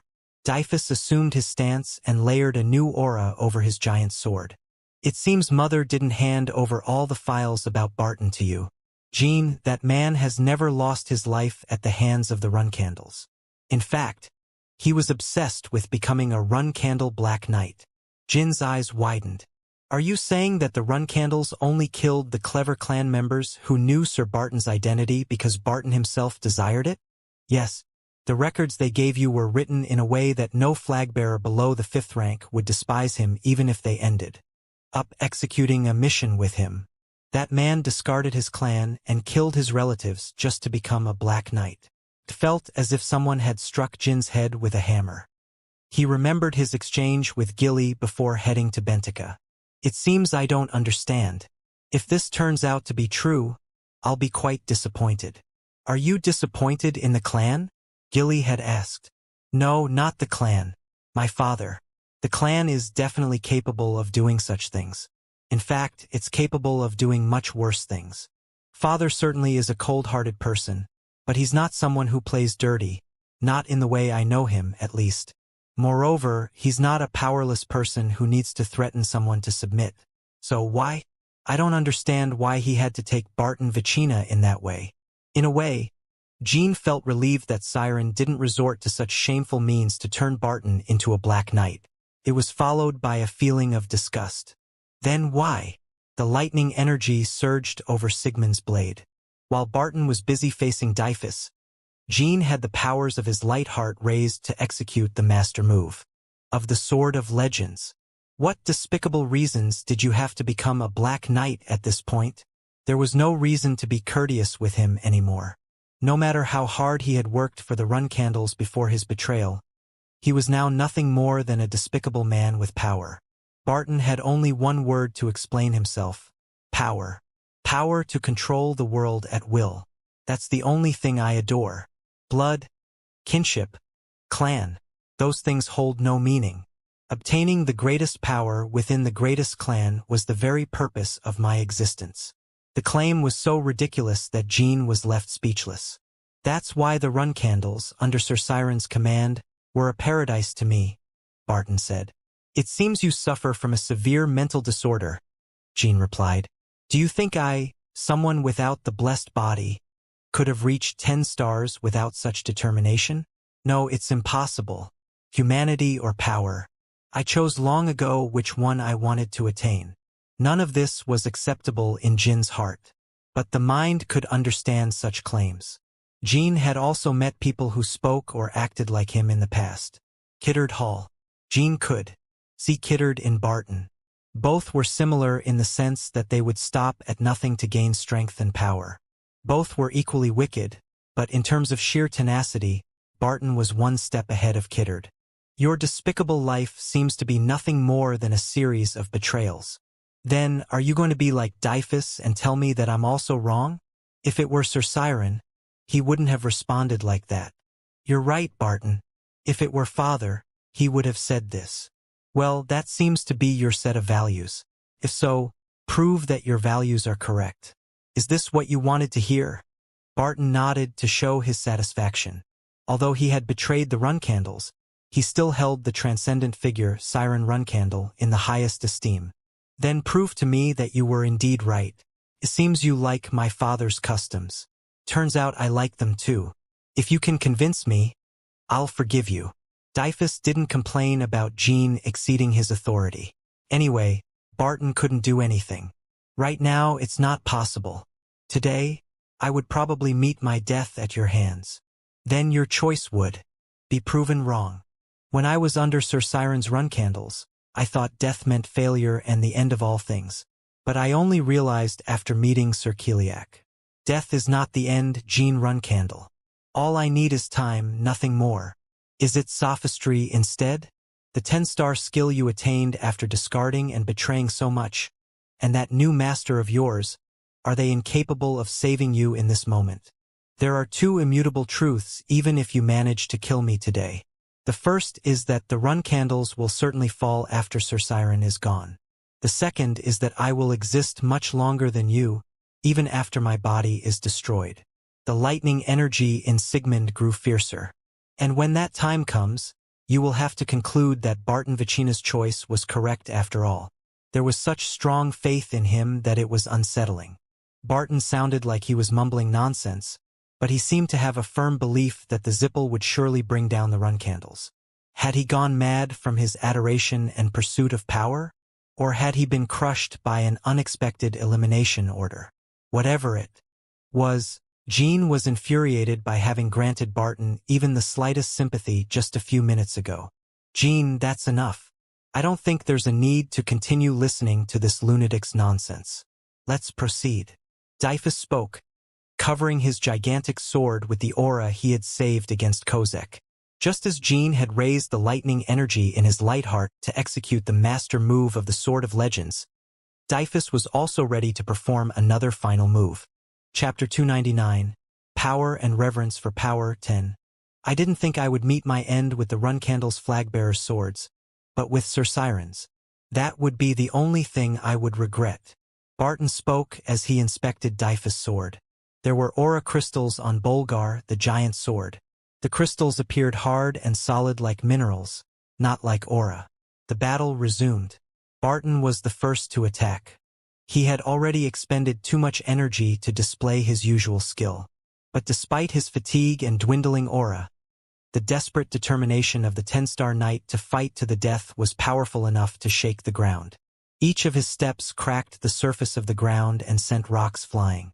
The shield barrier of his body was only that of an 8-star power, but the bite of the barrier itself was strong enough to create tearing sounds in the air. It was the second dawn, the final return created by raising the last of his energies. The gleam in Barton's eyes emanated from his madness.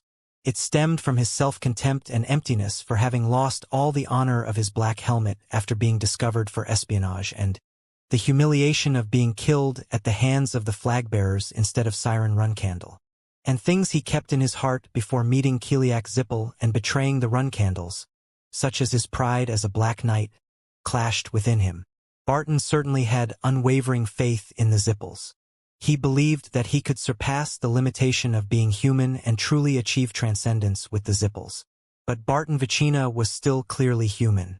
Even if he reached a power close to the human limit, discarded his fears of guilt and murder long ago, and hid his emotions beneath his black helmet, he was still only human. It seems you still know how to feel humiliated, judging by your pompous outburst. Did you think you had enough honor to die by my father's hands? Jean understood Barton's confusion. Instead of a response, his sword turned toward Jin's Adam's apple. The blade looked blurry, and the fact that it was blurry meant it had already passed by. Jean instinctively took a half-step back. He almost unconsciously raised his hand to his neck. Talent and skill. If Jean had lacked either of the two, he would have raised his hand and felt his neck. Trying to see if the sword grazed him or missed by a hair's breadth would have given his enemy an opportunity to land a critical blow. Instead, Jean extended his sword to counterattack. Just as Barton's attack didn't reach Jin's neck, Sigmund also grazed Barton's cheek. Another flash of light spread between them before their swords could even cross. It was the giant sword Bolgar, descending at an incredible speed. The three swords created a whirlwind. They collided and created a dozen thunderous sounds in a second. The Guardian Knights who were in formation far from the three swallowed hard as they watched. Each of them was at least an 8-star knight, but none dared to engage in combat. It wasn't because their sword skills were lacking. Their bodies simply couldn't withstand it. Either the blessed bodies of the Runcandles or hardened bodies trained to the extreme of their own limitations. One had to possess either of the two if one were to enter this battle. It seemed like thousands of daggers continuously fell through the shockwaves. Flit, shick. Each indiscernible small sound left a scar somewhere on the bodies of the three. Dyfus roared and began to move. Then the aura crystals on Bolgar started shining brighter. Barton seemed to be creating distance from Dyfus, as if he had been wary of him all this time. It was time for the aura that Dyphus had saved against the Cossacks to prove its worth. Dyphus chose to execute the sixth final move of the Runcandle clan. Lightning. The aura crystals on Bolgar shattered. They scattered like fragments of crystal, and the aura began to flow among the hundreds of those pieces. A powerful noise like that of lightning energy surged, and a blinding light flickered continuously. Each flash of light changed the trajectory of the giant sword. The unstable aura structure continuously changed the length of its sword, followed by the sight of shattered crystals dancing along with the giant sword. Ugh! Barton twisted and halted the giant sword. It seemed like he had successfully dodged it, but his armor tore apart, and a trail of blood splattered in the air. He was slashed by the beam of aura clinging around the giant sword. The only reason Barton suffered only a minor blow was because he had been wary of the move since crystals began forming on Bolgar. If he hadn't known what lightning was like, even Barton would have suffered severe damage. The aura beam around the giant sword closely resembled lightning energy. Of course, it was aura, not lightning energy. But anyone who knew anything about the Sword of Legends could tell at a glance. The sixth final move of the Runcandle clan, lightning, was a technique borrowed from a Legends technique.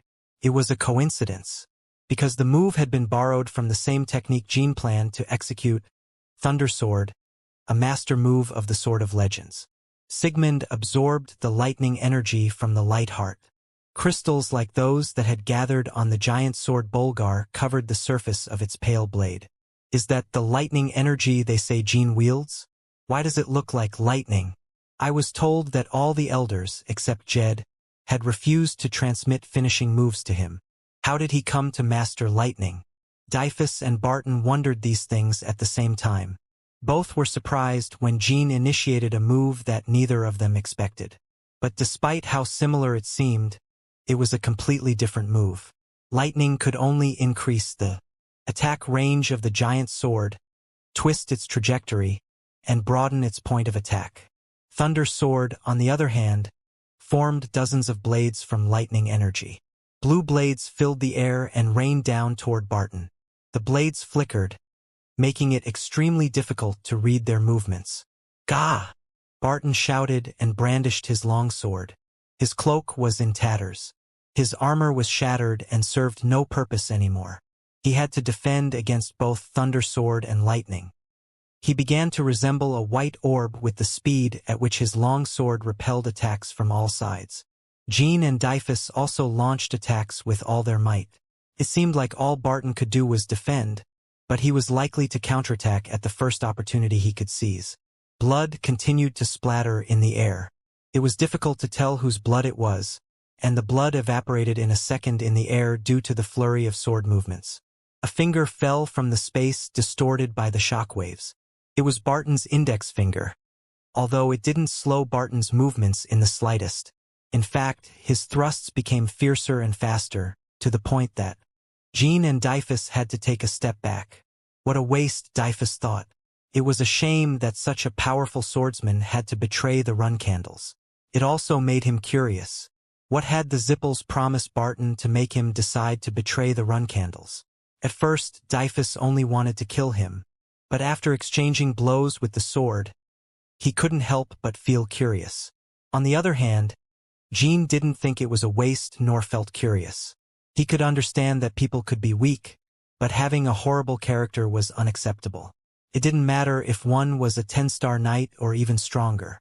The Runcandles didn't need people like Barton. Dyphus' giant sword cut through Barton's chest. The deep cut broke his ribs and pierced his organs. Barton vomited blood but didn't show any pain. His movements were unaffected as well. It was almost unbelievable for someone with such injuries, but Jean and Dyphus soon reached their conclusion. It was time to end his life. This should be over already. Jean stepped back and Dyphus also created distance. The battle came to a brief halt. It was as if the fierce resistance Barton had shown a moment ago had been a lie. Barton remained in his place, still as a statue. In reality, he had long lost his sight. The bleeding had completely damaged his vision, but he continued to block their attacks. Sigmund released its lightning energy once more. It caused the thunder blades to gather in the air around Jean. Dozens of blades formed from lightning energy floated behind Jean and aimed at Barton. Dyphus lightning followed a similar course. Nearly 100 swords and beams targeted Barton from both sides. Only Barton's heavy breathing resonated in the center, amidst the buzzing from both sides. Barton Vicina. Barton couldn't respond. Blood regurgitated in his throat, and he could only emit wheezing sounds. Although Barton had lost his sight and the movement of his legs, he could still attack anything within a 20-meter radius. As long as Jean and Dyphus stayed outside that radius, they were completely safe from his attacks. The Zippels must have promised you eternal life and power beyond everything or something like that. And you must have seen solid evidence and reasons to believe it with your own eyes. The strength of the thunder and lightning blades grew increasingly brighter. Neither of them flickered now, only emitting a dazzling light. Surely you must have seen the demon god stone. I have also seen the dead come back to life thanks to that strange object and gain tremendous power. It was a mysterious power that could tempt anyone. Dyphus shuddered upon hearing his words. He had never heard of the demon god stone in his life. He had never come across it in the secret documents accessible only to fourth-rank flag-bearers and above. But Barton, you know what? I have also seen the demon god stone shatter before a Runcandle's sword. Barton raised his head. No, it can't be. Simple humans can't shatter it. Barton wanted to say this, but all that came out of his lips was a dark spurt of blood. Barton had witnessed a demon god stone different from the one Jean had experienced, so he thought its destruction was impossible. In fact, even my father is aware of its existence. So whatever it is you dream of, you won't have it. The death you experience today will be complete. Revival and eternal life? Those futile dreams won't come true. Before Jean pushed Sigmund, he remembered something, and continued. Ah, and one more thing. It seems that hell also exists. The brief vision I had of it seemed like a very fitting place for you, so I hope you have a great time there. Sigmund cut through the air and unleashed all the thunder blades. Dyphus' lightning beam also charged toward Barton and left an afterimage. Thus, the final resistance began, in all its brevity and intensity. Barton achieved the feat of dodging half of the 100 blades and beams that rained down in a second. But he couldn't do anything to prevent the rest from tearing his body to pieces. There was no scream, only the raw sounds of blood, flesh, organs, and bones splattering in the air among the flag-bearers and guardian knights. Soon, Barton's body was completely disintegrated. Jean slowly approached the spot where Barton had been. His body and armor were completely destroyed, but for some reason the very symbol of a black knight, the black helmet, remained intact on the ground. Jean picked up the helmet and turned to look at the knights. Mission accomplished. All units returned to the clan. Loyalty to the clan. The knights saluted with their swords. Dyphus wasn't pleased that the knights saluted Jean, the 12th flag-bearer, instead of him, but he didn't reprimand them for it. He knew this mission would never have succeeded without Jean. Chapter 300 Vacation 1. On March 10, 1799, Rosa called for a meeting of the flag-bearers. Barton Vicina's hollow helmet sat on the long table. All the flag-bearers, except Jean and Dyphus, were startled at the sight of the helmet, but none showed their excitement. They were already aware that Jean had played the most important role in this mission, not Dyphus. In fact, Dyphus had told Mary that this mission would have been impossible without Jean. Then Mary started boasting about it to the other flag-bearers as if it were her own achievement. The sound of Rosa inspecting the mission report resonated in the silence of the conference room. She read the entire report without changing her expression much and spoke. It seems you have forgotten the purpose of the mission. Is there something we missed? Several of their siblings flinched at Jin's calm question. It was Ran, Vwigo, Myo, and the twins Tawna. They had been told that Jean and Dyphus had perfectly completed the mission. I appreciate the fact that you secured Bentica and killed Barton Vicina. But what the clan demanded of you was a discreet death. What the clan demanded. Rosa emphasized the phrase. And indeed, death at the hands of the enemy during a mission was not just Rosa's demand. It was something that the entire Council of Elders had agreed upon. If Barton Vicina was to be killed in another way, there was no need to assign it to you, flag-bearers. I could have done it myself with the Black Sword Guild. Mother. Speak, 12th flag-bearer. It was impossible for Barton Vicina to die at the hands of the enemy in this mission. The unexpected factor of Kiliak's divine powers required more personnel to carry out the mission according to plan. If that's what you thought, you should have withdrawn when Barton Vicina suggested retreating and seeking the next opportunity. Of course, by then, the mission would have been assigned to other flag-bearers instead of you. Jean didn't hesitate to use Dyphus as an excuse.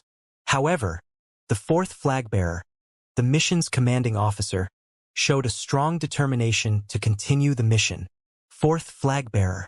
Is that true? Yes. Why didn't you withdraw? I came to the conclusion that there were no other flag-bearers who could execute this particular task better than the 12th flag-bearer and me at this moment, with the absence of the 1st flag-bearer. I think not, Dyphus. We actually delivered results. Although we couldn't achieve a discreet death, we fulfilled both objectives without any casualties. Don't you realize why the clan had to go to such lengths for Barton Vicina to be killed in such a complex manner? It's to ensure that his betrayal doesn't become known to others. All the retiring Zippel magicians know of his survival, don't they? Once his death is known, they will realize that the Run Candles have executed a Black Knight. Death in action versus execution. Unlike the other knights, Black Knights had to go through the former. Executing the strongest unit of the Runcandle clan was equivalent to informing the world about the divisions and fading loyalty within the clan. The news of a Black Knight's execution could cause a great impact and create ripples on its own. That was the symbol the Black Knights served within the Runcandle and Huister clans. Of course, even death in action would damage the reputation of the Runcandles. But the forces involved in the task of securing Bentica were much greater on the Zippel side.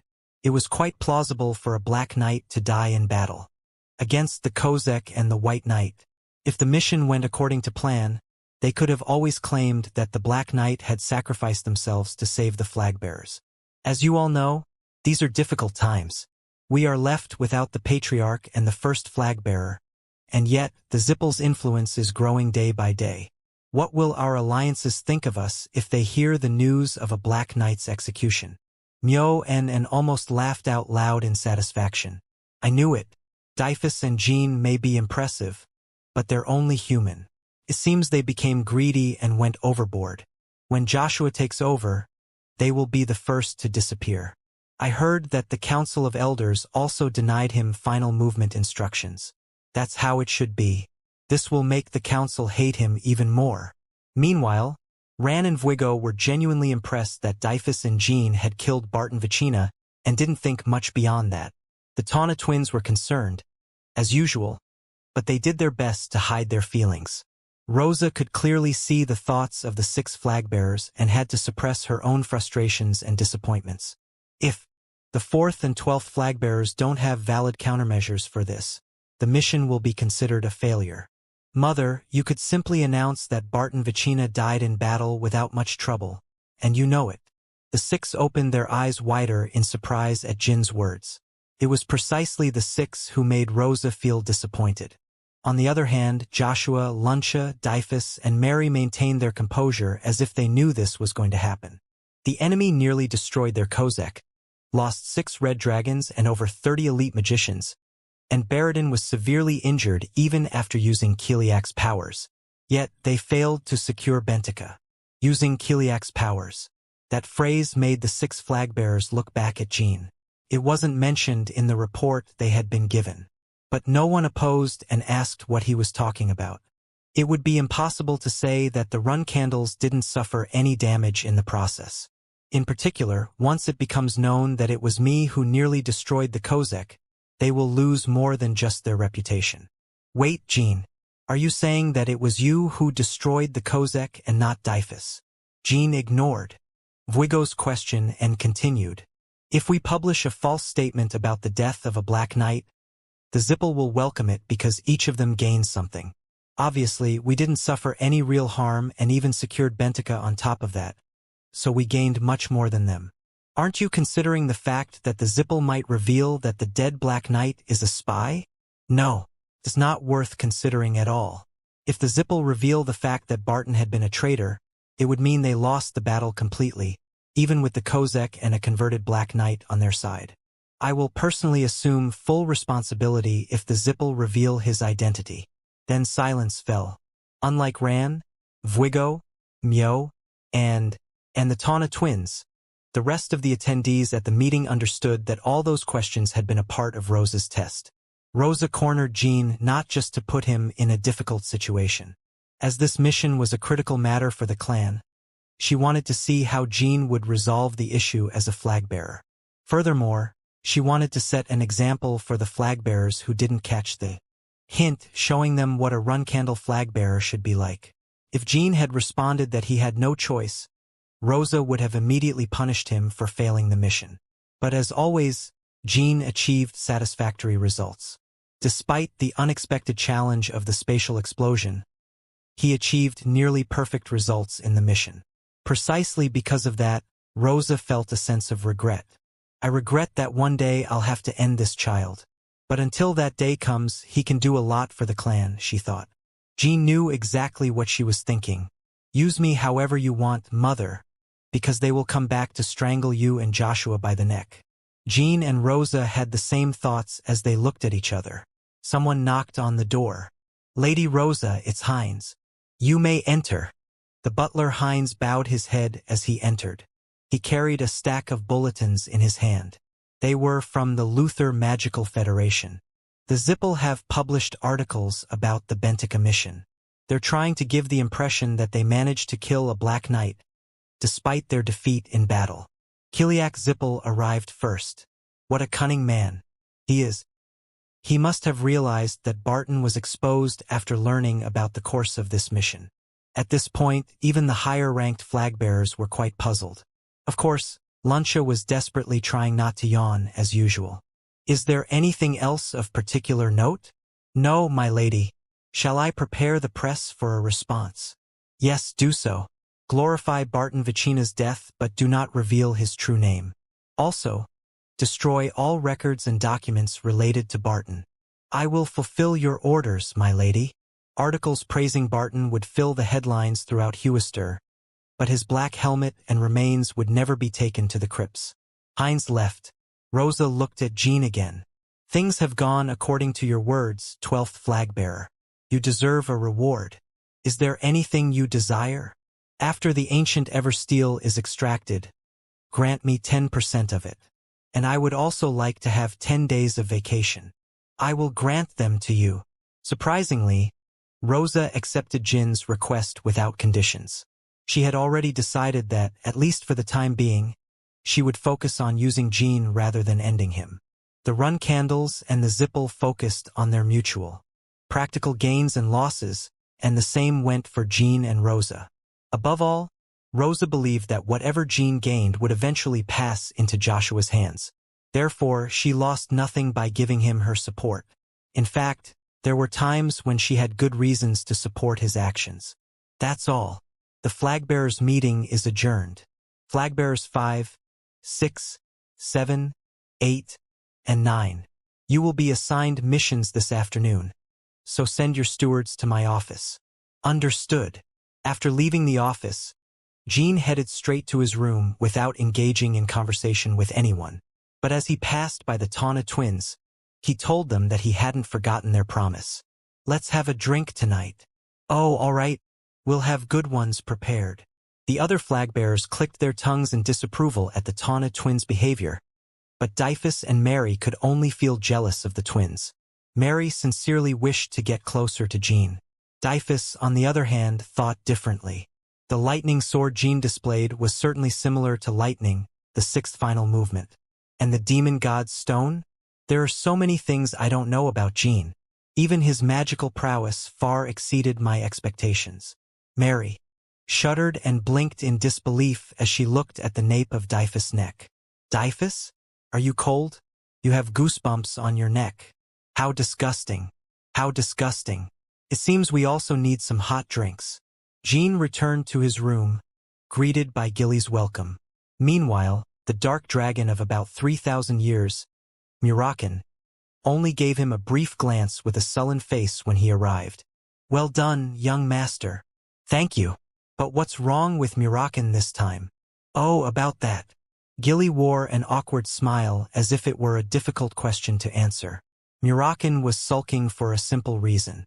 Gilly had told him they should spend these vacations together. In other words, Murakan had a hard time accepting that the long-awaited date had been missed. "I heard that the contractor in Almango is in the kingdom of Schutzeren.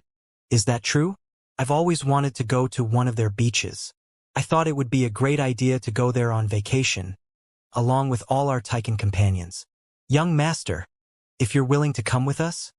Jean chuckled as he saw Murakan frowning once again.